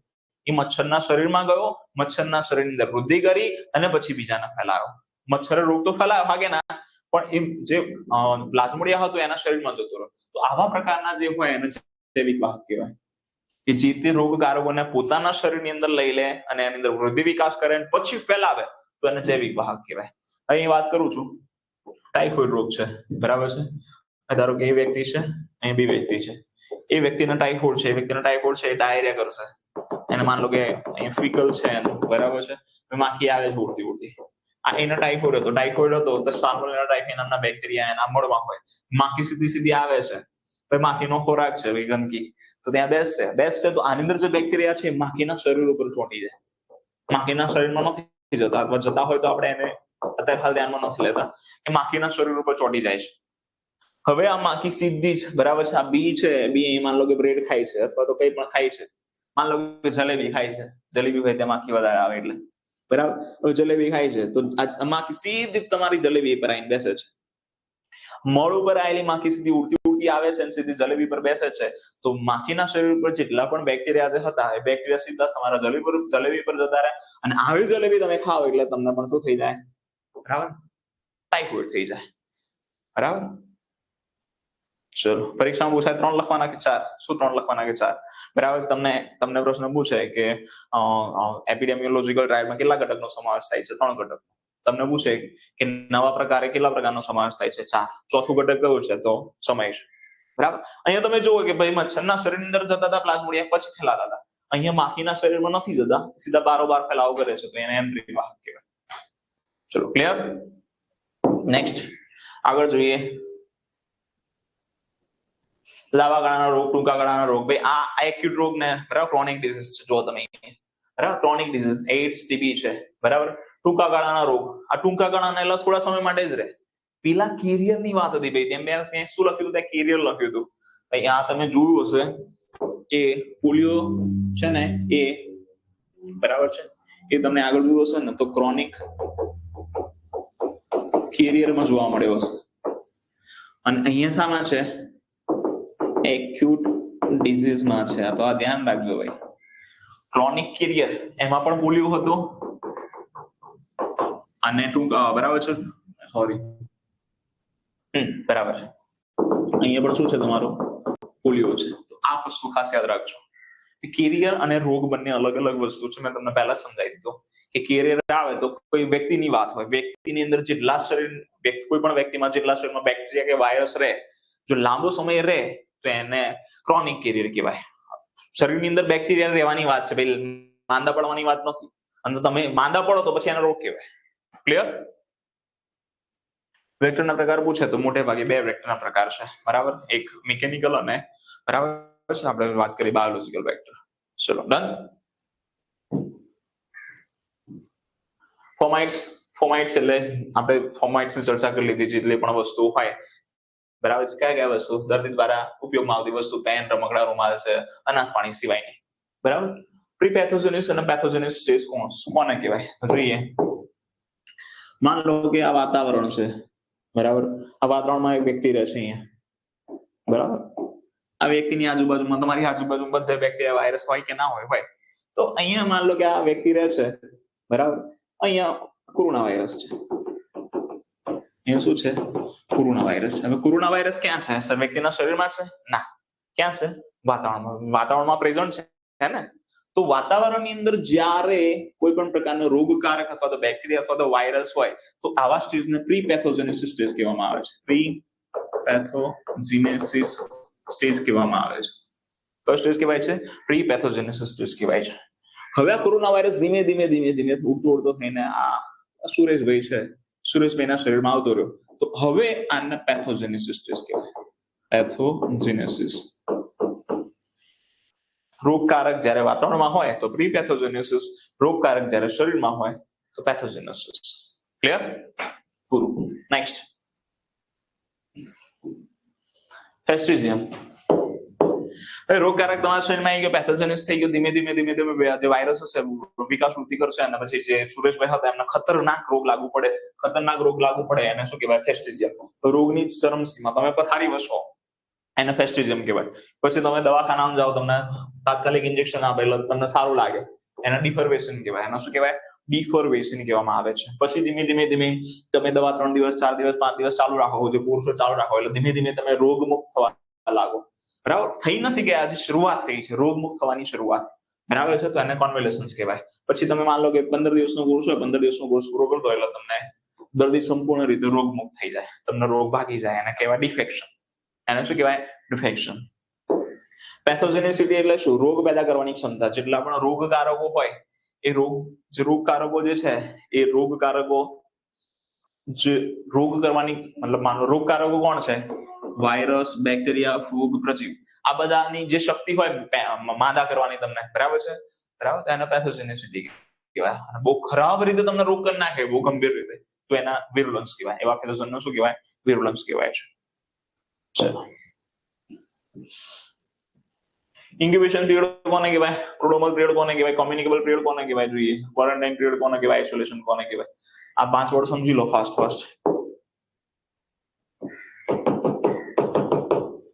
પ્રોડ્રોમલ period, incubation period, quarantine period, બરાબર. પછી બીજું છે આઇસોલેશન, બરાબર. અને કોમ્યુનિકેબલ પીરિયડ.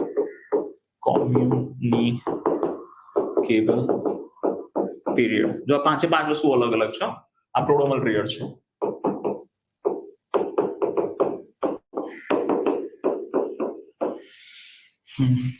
અહીં આપણે COVID-19 નું ઉદાહરણ લઈશું. COVID-19 બધાને ખબર છે એટલા માટે. એ સુરેશભાઈ કોણ છે જેને રોગ થાય છે? ચલો આજથી કૃણાલબેન રાખે છે. ખ્યાલ નહીં, હું તો એમ જ નામ લઉં છું. કોઈ સુરેશભાઈ હોય તો ખોટું ના લગાડતા, બરાબર છે. ચલો, હવે માન લો કે કોઈ વ્યક્તિ છે, આપણે કોરોનાની વાત કરીએ, કોરોના વાયરસની વાત કરીએ, બરાબર. આ કોરોના જે વાયરસ છે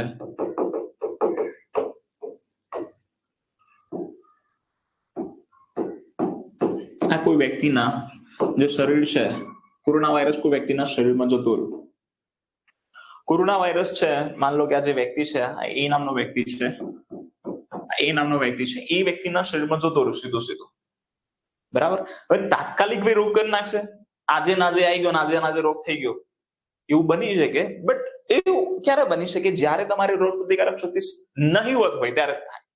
ધીમે ધીમે તો પહેલા એ જાય તમારી બોડીમાં, જુઓ ભાઈ કઈ જગ્યા સારી છે, કઈ જગ્યા સારી નથી, બધું જુઓ, અને પછી ધીમે ધીમે પોતાની વૃદ્ધિ કરે, વિકાસ કરે, પછી અટેક કરે તમારા સેલ ઉપર, બરાબર. ચલો આગળ જોઈએ. તો કોરોના વાયરસ જ્યારે તમારા શરીરમાં જાય છે તે શરૂઆતના 1 થી 3 દિવસ અચોક્કસ પ્રકારના લક્ષણો તમારી બોડીમાં જોવા મળે. આ ચોક્કસ પ્રકારના લક્ષણો કે ચિહ્નો જોવા મળે. કોરોના વાયરસ જ્યારે કોઈ પણ રોગનો વાયરસ, ભાઈ કોરોના વાયરસ ઉદાહરણ લીધું, ત્યાં ટીબી નો બેક્ટેરિયા હોય, પ્લેગ નો બેક્ટેરિયા હોય, બરાબર, ઇન્ફ્લુએન્ઝા નો વાયરસ હોય, કોઈ પણ હોઈ શકે. મેં ખાલી અહીંયા કોરોના ખાલી સમજવા પૂરતું લીધું છે. કોઈ પણ પ્રકારનો વાયરસ હોય, બેક્ટેરિયા હોય, ફૂગ હોય, પ્રજીવ એટલે કે રોગકારક હોય, એનો શું કહેવાય? રોગકારક. કોઈ પણ પ્રકારનો રોગકારક જ્યારે વ્યક્તિના શરીરમાં જાય છે તો શરૂઆતના 1 થી 3 દિવસમાં અચોક્કસ પ્રકારના લક્ષણો દેખાય, અને બેચેની લાગે, અને સારું ના લાગે, અને ક્યાંક જવું ના ગમે, અથવા તો કોઈ પણ પ્રકારના અચોક્કસ પ્રકારના લક્ષણો દેખાય, એનાથી એને ખબર ના પડે કે કોરોના થયો છે. એવા અચોક્કસ લક્ષણો એ શરૂઆતના 1 થી 3 દિવસ અથવા તો 1 થી 4 દિવસ હોય. આ જે સમયગાળો છે 1 થી 4 દિવસનો, એને કહેવાય પ્રોડ્રોમલ પીરિયડ. 1 થી 4 દિવસ કોના? રોગકારક શરીરમાં પ્રવેશ્યા ત્યાંથી લઈને 1 થી 4 દિવસ અથવા તો 1 થી 3 દિવસનો જે સમયગાળો છે, જે દરમિયાન તમને ચોક્કસ લક્ષણ જોવા મળે છે ના એ કોરોનાની અંદર શરદી થઈ જાય છે, જો તો શરદી એ ચોક્કસ લક્ષણ છે, પણ શરદી નથી જોવા મળતી, અચોક્કસ પ્રકારના લક્ષણો જોવા મળે છે, તો આને કહીશું આપણે પ્રોડ્રોમલ પીરિયડ. કેટલા દિવસનો હોય? 1 થી 4 દિવસનો. હવે સેમ ટુ સેમ એના જેવો છે ઇન્ક્યુબેશન પીરિયડ, બરાબર. એના જેવું શું છે? ઇન્ક્યુબેશન પીરિયડ છે. રોગકારકો શરીરમાં પ્રવેશે, એટલે કે કોરોના વાયરસ શરીરમાં પ્રવેશ્યો, અને અહીંયા કેવા હતા? અચોક્કસ લક્ષણો હતા. પ્રોડ્રોમલ પીરિયડમાં કેવા હતા? અચોક્કસ. હવે આપણે વાત કરીએ તો ઇન્ક્યુબેશન પીરિયડની વાત કરીએ. ઇન્ક્યુબેશન પીરિયડમાં કેવા હોય? ચોક્કસ લક્ષણો હોય. 1 થી 3 દિવસ ના હોય, એ બધાનો અલગ અલગ સમયગાળો. ફરીથી ઇન્ક્યુબેશન પીરિયડ કહેવાય કોને કહેવાય? તો જ્યારે જે તે રોગકારકો હોય, બેક્ટેરિયા હોય, વાયરસ હોય, ફૂગ હોય, પ્રજીવ હોય, જ્યારે જે તે વ્યક્તિના શરીરમાં જાય, અને અહીંયા કોરોના વાયરસ છે તો કોરોના વાયરસ કયો રોગ કરે? કોરોનાના લક્ષણો કયા છે? માથું દુખવું છે, શરદી થવું છે, ખાંસી થવી, આવું બધું તમને વોટએવર તમને હેડેક ને બધું થતું હોય છે, બરાબર છે. તો આ બધા પ્રકારના ચોક્કસ લક્ષણો છે. તો આ ચોક્કસ લક્ષણો દેખાય તો તમને કોરોના થઈ ગયો, હા કે ના? ફરીથી ઇન્ક્યુબેશન પીરિયડ કોને કહેવાય? રોગકારક શરીરમાં પ્રવેશે અને જે તે રોગના, કોરોના છે તો કોરોના રોગના, ટાઇફોઇડ હોય તો ટાઇફોઇડ રોગના, મલેરિયા હોય તો મલેરિયા રોગના ચોક્કસ લક્ષણો કે ચિહ્નો જોવા મળે. એ મલેરિયા રોગનું ચોક્કસ લક્ષણ ચિહ્ન શું છે? ઠંડી સાથે તાવ. માન લો કે આપણે મલેરિયાની વાત કરીએ તો મલેરિયાનું રોગકારક કોણ છે? પ્લાઝ્મોડિયા. પ્લાઝ્મોડિયા જેવો આ વ્યક્તિના શરીરમાં જાય છે અને આને ઠંડી લાગીને તાવ આવે છે, મલેરિયાનું ચોક્કસ લક્ષણ દેખાય. એના મલેરિયાનું શું કહેવાય? ચોક્કસ લક્ષણ. ફરીથી બરાબર, મલેરિયાનું પ્લાઝ્મોડિયા આ વ્યક્તિના શરીરમાં જાય અને એને ચોક્કસ લક્ષણો દેખાય. જો પ્રવેશ્યો અને લક્ષણો દેખાય, આ વચ્ચેનો જે સમયગાળો છે એને ઇન્ક્યુબેશન પીરિયડ કહેવાય છે. એને શું કહેવાય છે? ઇન્ક્યુબેશન પીરિયડ કહેવાય છે. પડી ખબર? હા કે ના? એ જેને ખબર ના પડી પૂછી શકે. અહીંયા થોડું ફાસ્ટ કરાવવું જોઈએ, બાકી એનું થોડું શાંતિથી લે તો વધારે મજા આવે. ઓકે, ફરીથી પ્રોડ્રોમલ પીરિયડ કોને કહેવાય? શરૂઆતના 1 થી 4 દિવસના અચોક્કસ લક્ષણો કે ચિહ્નો દેખાય તો પ્રોડ્રોમલ પીરિયડ, બરાબર છે. અને પ્રોડ્રોમલ પીરિયડ માટે સમય ફિક્સ છે, ઇન્ક્યુબેશન પીરિયડ માટે સમય ફિક્સ નથી, બરાબર. જેમ કે માન લો કે કોવિડ-19 માટે 0 થી 14 દિવસ છે, બરાબર. પછી પોલિયો માટે 7 થી 14 દિવસ છે, પછી મલેરિયા માટે 10 થી 14 દિવસ છે, ટીબી માટે 2 થી 3 મહિના છે, આવા અલગ અલગ, ડિફ્થેરિયા માટે 2 થી 6 દિવસ છે ઇન્ક્યુબેશન પીરિયડ. દરેકના ઇન્ક્યુબેશન પીરિયડ અલગ અલગ હોય છે. ઓકે, ના ખબર પડી હોય તો પ્રશ્ન પૂછી શકો, આ તો હું આગળ છું. ચલો, ક્વોરન્ટાઇન પીરિયડ શું છે પછી આપણે ચર્ચા કરીએ. અત્યારે હાલ જ ચર્ચા કરી લઈએ. ચલો, ફરીથી આ ઇરેઝ કરું છું.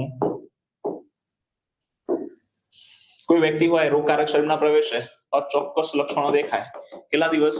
શરૂઆતના 1 થી 3 દિવસ કે 1 થી 4 દિવસ, તો એને શું કહીશું? પ્રોડ્રોમલ પીરિયડ કહીશું. રોગકારકો શરીરમાં પ્રવેશે અને કેવા પ્રકારના લક્ષણો દેખાય? જે તે રોગના ચોક્કસ લક્ષણો કે ચિહ્નો દેખાય, વચ્ચેના સમયગાળાને આપણે શું કહીશું? Incubation period. ઇન્ક્યુબેશન પીરિયડ દરેક રોગનો કેવો હોય છે? અલગ અલગ હોય છે. માની લો કે કોરોનાનો કેટલો છે 0 થી 14 દિવસ. 0 થી 14 દિવસ આ કોરોનાનો સમય, કોરોનાનો ઇન્ક્યુબેશન પીરિયડ છે કોરોનાનો. એનો મિનિંગ શું?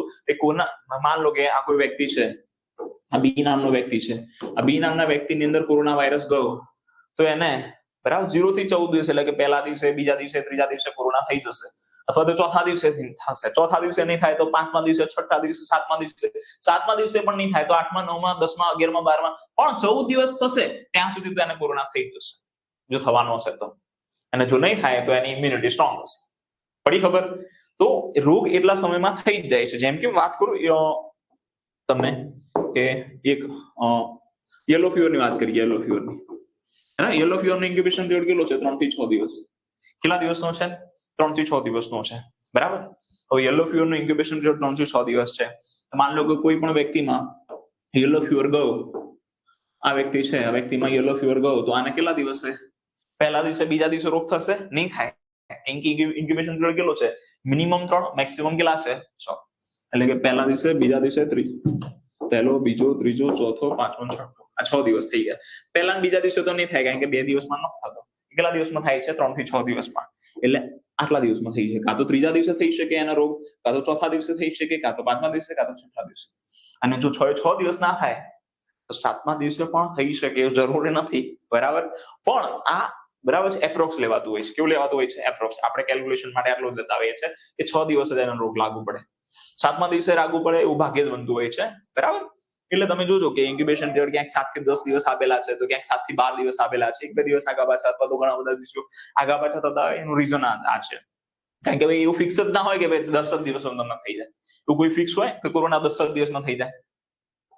બરાબર. ઘણાને એક મહિના પછી પણ કોરોના થયેલો છે, તમને ખબર હોય. અને ઘણાને એક જ દિવસે થઈ ગયેલો છે. એ ડિપેન્ડ કરે છે ઓન યોર ઇમ્યુનિટી. બરાબર. પણ આપણે એપ્રોક્સ લેતા હોઈએ છીએ. એટલે 3 થી, આનો ઇન્ક્યુબેશન પીરિયડ કેટલો છે? 3 થી 6 દિવસ. એટલે આપણે એવું માની લઈએ કે 3 દિવસથી લઈને 6 દિવસમાં થઈ જ જાય, એવું માની લઈએ આપણે, માનવા ખાતે. એ ભણવાનું છે આપણે. બરાબર. હવે વાત કરીએ ઇન્ક્યુબેશન પીરિયડ.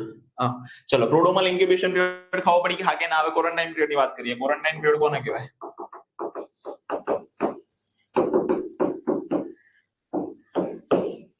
આપણે યલો ફીવરની જ વાત કરીએ. ભાઈ યલો ફીવર છે, તમને ખબર છે, જેટલી પણ આફ્રિકન કન્ટ્રીઝ છે, બરાબર છે, લેટિન અમેરિકન જે કન્ટ્રી છે, બરાબર, જેટલી પણ લેટિન અમેરિકાના દેશો છે ને, આફ્રિકન કન્ટ્રીઝ છે, ત્યાંથી જેટલા પણ લોકો આવે ત્યાં યલો ફીવર રોગ છે. માન લો કે કોઈ આફ્રિકન દેશ છે, માન લો કે કોઈ અહીંયા આફ્રિકા છે, બરાબર, આફ્રિકા છે, અહીં ભારત છે. યલો ફીવર ભારતમાં છે? નથી, ભારતમાં નથી, પણ આફ્રિકામાં છે. હવે માન લો કે બરાબર છે, અહીંયા કુણાલભાઈ છે, બરાબર, કુણાલભાઈ આફ્રિકા જાય છે, બરાબર. હવે આફ્રિકામાં તો યલો ફીવર છે, એમ માન લો કે એમને મચ્છર કડી ગયો, કડ ના કડી ગયો મને કઈ ખબર નથી, એમને રસી લીધેલી નથી. હવે કુણાલભાઈ સીધા આવે છે ભારતમાં આવશે એટલે સીધા ઇન્ટરનેશનલ એરપોર્ટે આવે, અથવા તો ઇન્ટરનેશનલ કોર્ટે આવે સીધા. તો ભારત વાળા કહે છે ભાઈ લાવો તમે આફ્રિકામાં જઈને આવ્યા ને, યલો ફીવરનું વેક્સિનેશનનું સર્ટિફિકેટ છે તમારા પાસે? કુણાલભાઈ કહે છે ભાઈ નથી મારી પાસે, મેં તો નથી રસી લીધી. હવે ભારત વાળાને ડાઉટ જાય, આ તો યલો ફીવરનો કેસ લઈને આવ્યો હોય તો આપણે શું કરીશું? તો યલો ફીવરનું ઇન્ક્યુબેશન પીરિયડ કેટલો છે? 3 થી 6 દિવસ. એટલે મેક્સિમમ કેટલા દિવસમાં રોગ થઈ જાય? 6 દિવસમાં. તો 6 દિવસ સુધી ભાઈ આ ભારત વાળા કહે છે ભાઈ અહીંયા આવી જાઓ કુણાલભાઈ, અહીંયા સાઈડમાં ક્વોરન્ટાઇન સેન્ટર હોય કે અહીંયા જતા રહો તમે, 6 દિવસ સુધી રહો તમે, બરાબર. 6 દિવસ સુધી અમે તમારા પર વોચ રાખીશું, અને જો 6 દિવસમાં કોઈ પણ પ્રકારના લક્ષણ નહીં જણાય તો તમને સીધા ઘરે જવા દઈશું, બાકી નહીં જવા દઈએ. બાકી જો પોઝિટિવ આવે તો તમારી ટ્રીટમેન્ટ અહીંયા થાય. અને માન લો કે ભૂલે ચૂકે જવા દીધા અને તમને પોઝિટિવ આવી ગયા તો બીજા 4 જણના ફેલાવો, આખા દેશમાં ફેલાઈ જાય રોગ, બરાબર. ચલો, આ જે ક્વોરન્ટાઇન સેન્ટર હોય ને, ઇન્ટરનેશનલ એરપોર્ટ અથવા તો ઇન્ટરનેશનલ પોર્ટ ઉપર હોય છે, બરાબર, અમારી ડ્યુટીમાં આવતું હોય છે. તો ખબર પડી ગઈ હા કે ના? તો આ ઇન્ક્યુબેશન પીરિયડ કહેવાય. ઇન્ક્યુબેશન પીરિયડ આપણે ક્યાં સુધી, સોરી, ઇન્ક્યુબેશન પીરિયડ કેટલો હતો? 3 થી 6 દિવસ. તો મહેનત ભાઈ કૃણાલભાઈને 3 દિવસ નતા રાખ્યા, 4 દિવસ નતા રાખ્યા, 5 દિવસ પણ નતા રાખ્યા, કેટલા દિવસ રાખ્યા હતા? 6 દિવસ. તો મેક્સિમમ જે કહેવાય એને ક્વોરન્ટાઇન પીરિયડ. ભાઈ કૃણાલભાઈ આયા તો મને નથી ખબર એ પોઝિટિવ છે નેગેટિવ છે, એ વ્યક્તિ શંકાસ્પદ હતી. કેવી હતી? શંકાસ્પદ વ્યક્તિ. પોઝિટિવ પણ હોઈ શકે, નેગેટિવ પણ હોઈ શકે, આઈ ડોન્ટ નો, મને ખબર જ નથી. પણ હું શું કરીશ, એના મહત્તમ ઇન્ક્યુબેશન પીરિયડ સુધી એને ક્યાં રાખીશ, બરાબર છે, એક અલાયદો રાખીશ, એને કહેવાય ક્વોરન્ટાઇન પીરિયડ. એનો શું કહેવાય? Quarantine period. ચલો, પડી ખબર? હા કે ના? ચલો, તો આ ક્વોરન્ટાઇન પીરિયડ થઈ ગયો. હવે વાત કરીએ કોમ્યુનિકેબલ પીરિયડ. બીજો એક વર્ડ હતો કોમ્યુનિકેબલ પીરિયડ.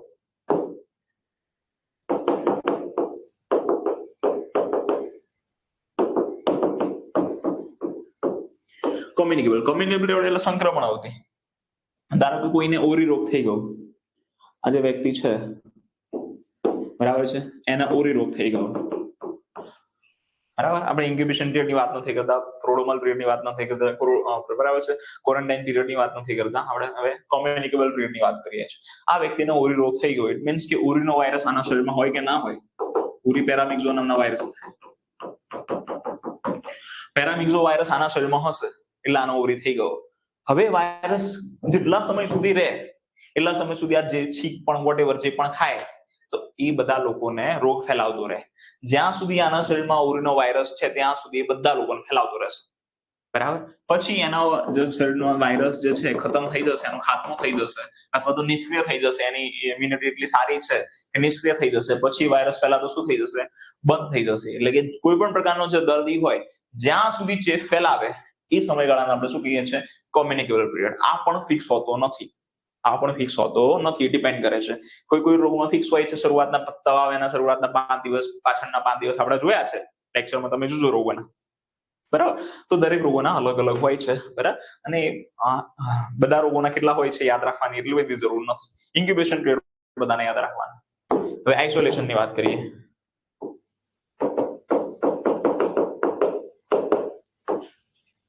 બરાબર. આઇસોલેશન કોવિડ આપણે વાત કરીએ યલો ફીવર ની વાત કરીએ. આફ્રિકાથી કોણ આવ્યું હતું? કુણાલભાઈ આવ્યા હતા, બરાબર. આફ્રિકાથી ક્યાં આવ્યા હતા? ભારતમાં. હવે તો મેં ક્વોરન્ટાઇનમાં રાખી દીધા એમને, 6 દિવસ રાખ્યા. કેટલા દિવસ રાખ્યા? 6 દિવસ રાખ્યા. 6 દિવસ રાખ્યા, એમને કઈ થયું નહીં તો મેં એમને સીધા ઘરે જવા દીધા. આ પહેલી કન્ડિશન છે, બરાબર. હવે બીજી કન્ડિશન શું છે? માન લો કે એવા જેવા આફ્રિકાથી આયા, ભાઈ એમને તો મતલબ તાવ હતો, એમનો શું હતો?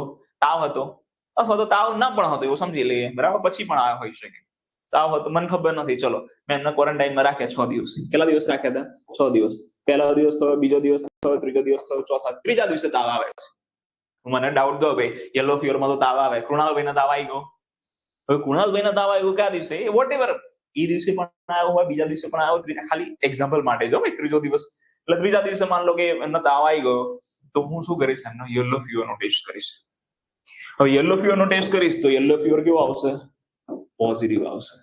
તો પોઝિટિવ આવશે તો મારે હવે ક્વોરન્ટાઇનમાં ના રખાય એને, બરાબર છે. કૃણાલભાઈ છે એમને ક્વોરન્ટાઇન પીરિયડમાં રખાય નહીં.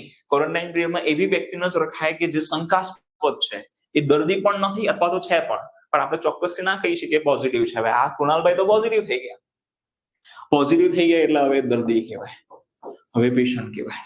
અત્યાર સુધી પેશન્ટ નતા, હવે પેશન્ટ થઈ ગયા. કયા કોના થઈ ગયા? બરાબર, યલો ફીવરમાં. હવે યલો ફીવર રોગ થયો છે એમને, બરાબર. હવે એ માન લો કે આવા ને આવા હું એમના ઘરે મોકલી દઉં. માન લો કે ઘરે સૂતા હોય, બરાબર, ડેન્ગ્યુ નો મચ્છર, એડિસ મચ્છર આવે ને એમને કરડે, ને એમને ગળીને એમના ભાઈને ગળે તરત જ, અથવા થોડા દિવસ પછી એમના ભાઈને ગળે, એમના ભાઈને પણ શું થઈ જાય? યલો ફીવર થઈ જાય. થઈ જાય કે ના થાય? થાય. તો હવે હું શું કરીશ? હવે એમને આઇસોલેશનમાં નાખી દઈશ. હવે ક્વોરન્ટાઇનમાં તો મેં કેટલા દિવસ નાખ્યા હતા? 6 દિવસ નાખ્યા હતા. 6 દિવસ તો મારે રાખવાના જ હતા ક્વોરન્ટાઇનમાં. આઇસોલેશનમાં કેટલા દિવસ સુધી રાખીશ?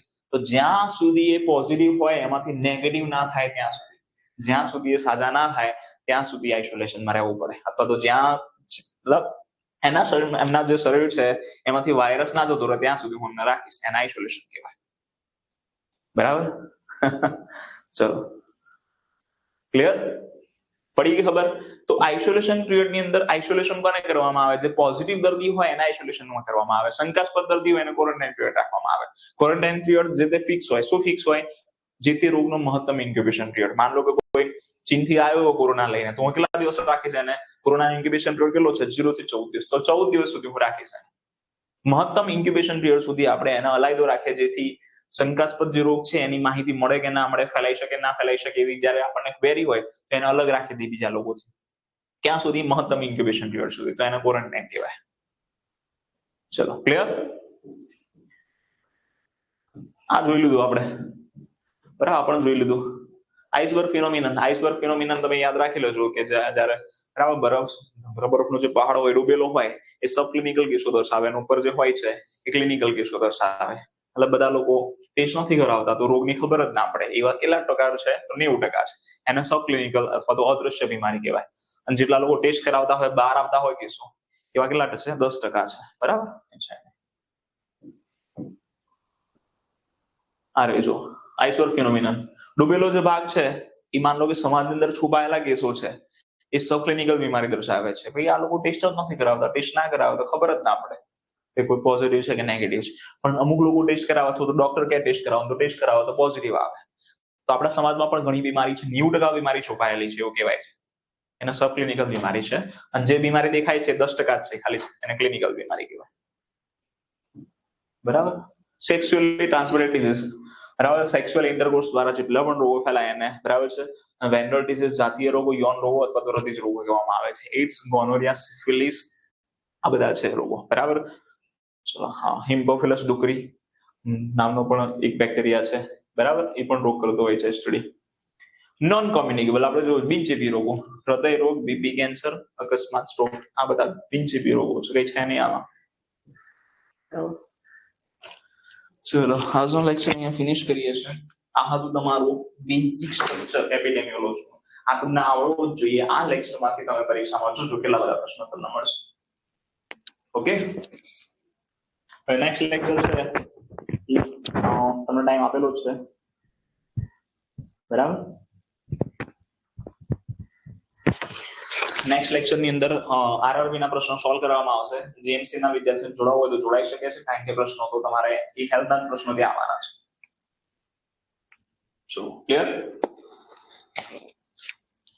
કોલેરા અને પ્રોડોમલ પીરિયડ ના હોય કારણ કે કલાકથી 5 દિવસ છે એવું જરૂર નથી. પ્રોડોમલ પીરિયડ એટલે નોર્મલ છે 1 થી 3 દિવસ. બરાબર છે. તો 5 દિવસે થાય, માન લો જો કોલેરા છે 5 દિવસે પણ થતું હોય તો શરૂઆતના 1 દિવસે એના ના લાગે પ્રોડોમલ પેલા ઓપ્શન ટીક કરવાય પ્રિકેર શીખવાડશો. બરાબર. એન્ડ તમારી પરીક્ષા નજીક આવશે ત્યારે એ પરીક્ષાના દિવસ નામનો ટોપિક હશે ત્યારે મળશું. બરાબર. ચલો મળીએ તો. બરાબર. બાય. ત્યાં સુધી મસ્ત રહો, ખુશ રહો, સ્વસ્થ રહો, મસ્ત રહો. Piyush Parmar, call on class number. Yes, Vikas Ravari આવી જશે. Do not worry about that. આવી જશે.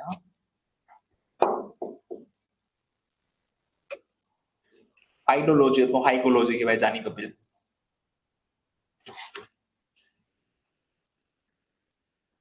યસ, મુસ્કાન અકુલી આ ક્લાसेस સેવ રહેશે.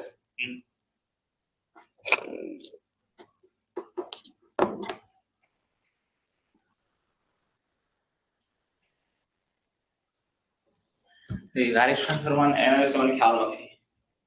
આ વિડીયો મુકાઈ જશે. યસ, મુકાઈ જશે. સ્ક્રીનમાં કરીને જોઈ લેજો. નેક્સ્ટ લેક્ચર ટાઈમ ટેલિગ્રામ આપેલો છે. બરાબર. તો મેસેજ આવી જશે તો ત્યારે હેલ્થ નું આમ જ બધું સિલેબસ તમે કમ્પ્લીટ કરાવશો. બધું તો નહીં કરાવો પણ મને જેવું લાગે એટલું કરાવીશ. બાકી બધું મેં ઓલરેડી કરાયેલું છે રિવિઝન લેક્ચર્સમાં. મેં તમને જોવાનું કહ્યું છે, એટલે તમારે જોવાનું છે. ઓકે, રટવા નહીં ના. યસ, બીજું લેક્ચર છે સાંજે, but it's about MCQ practice. બરાબર. ચલો ડન. કોઈ ક્વેરી કરી હવે?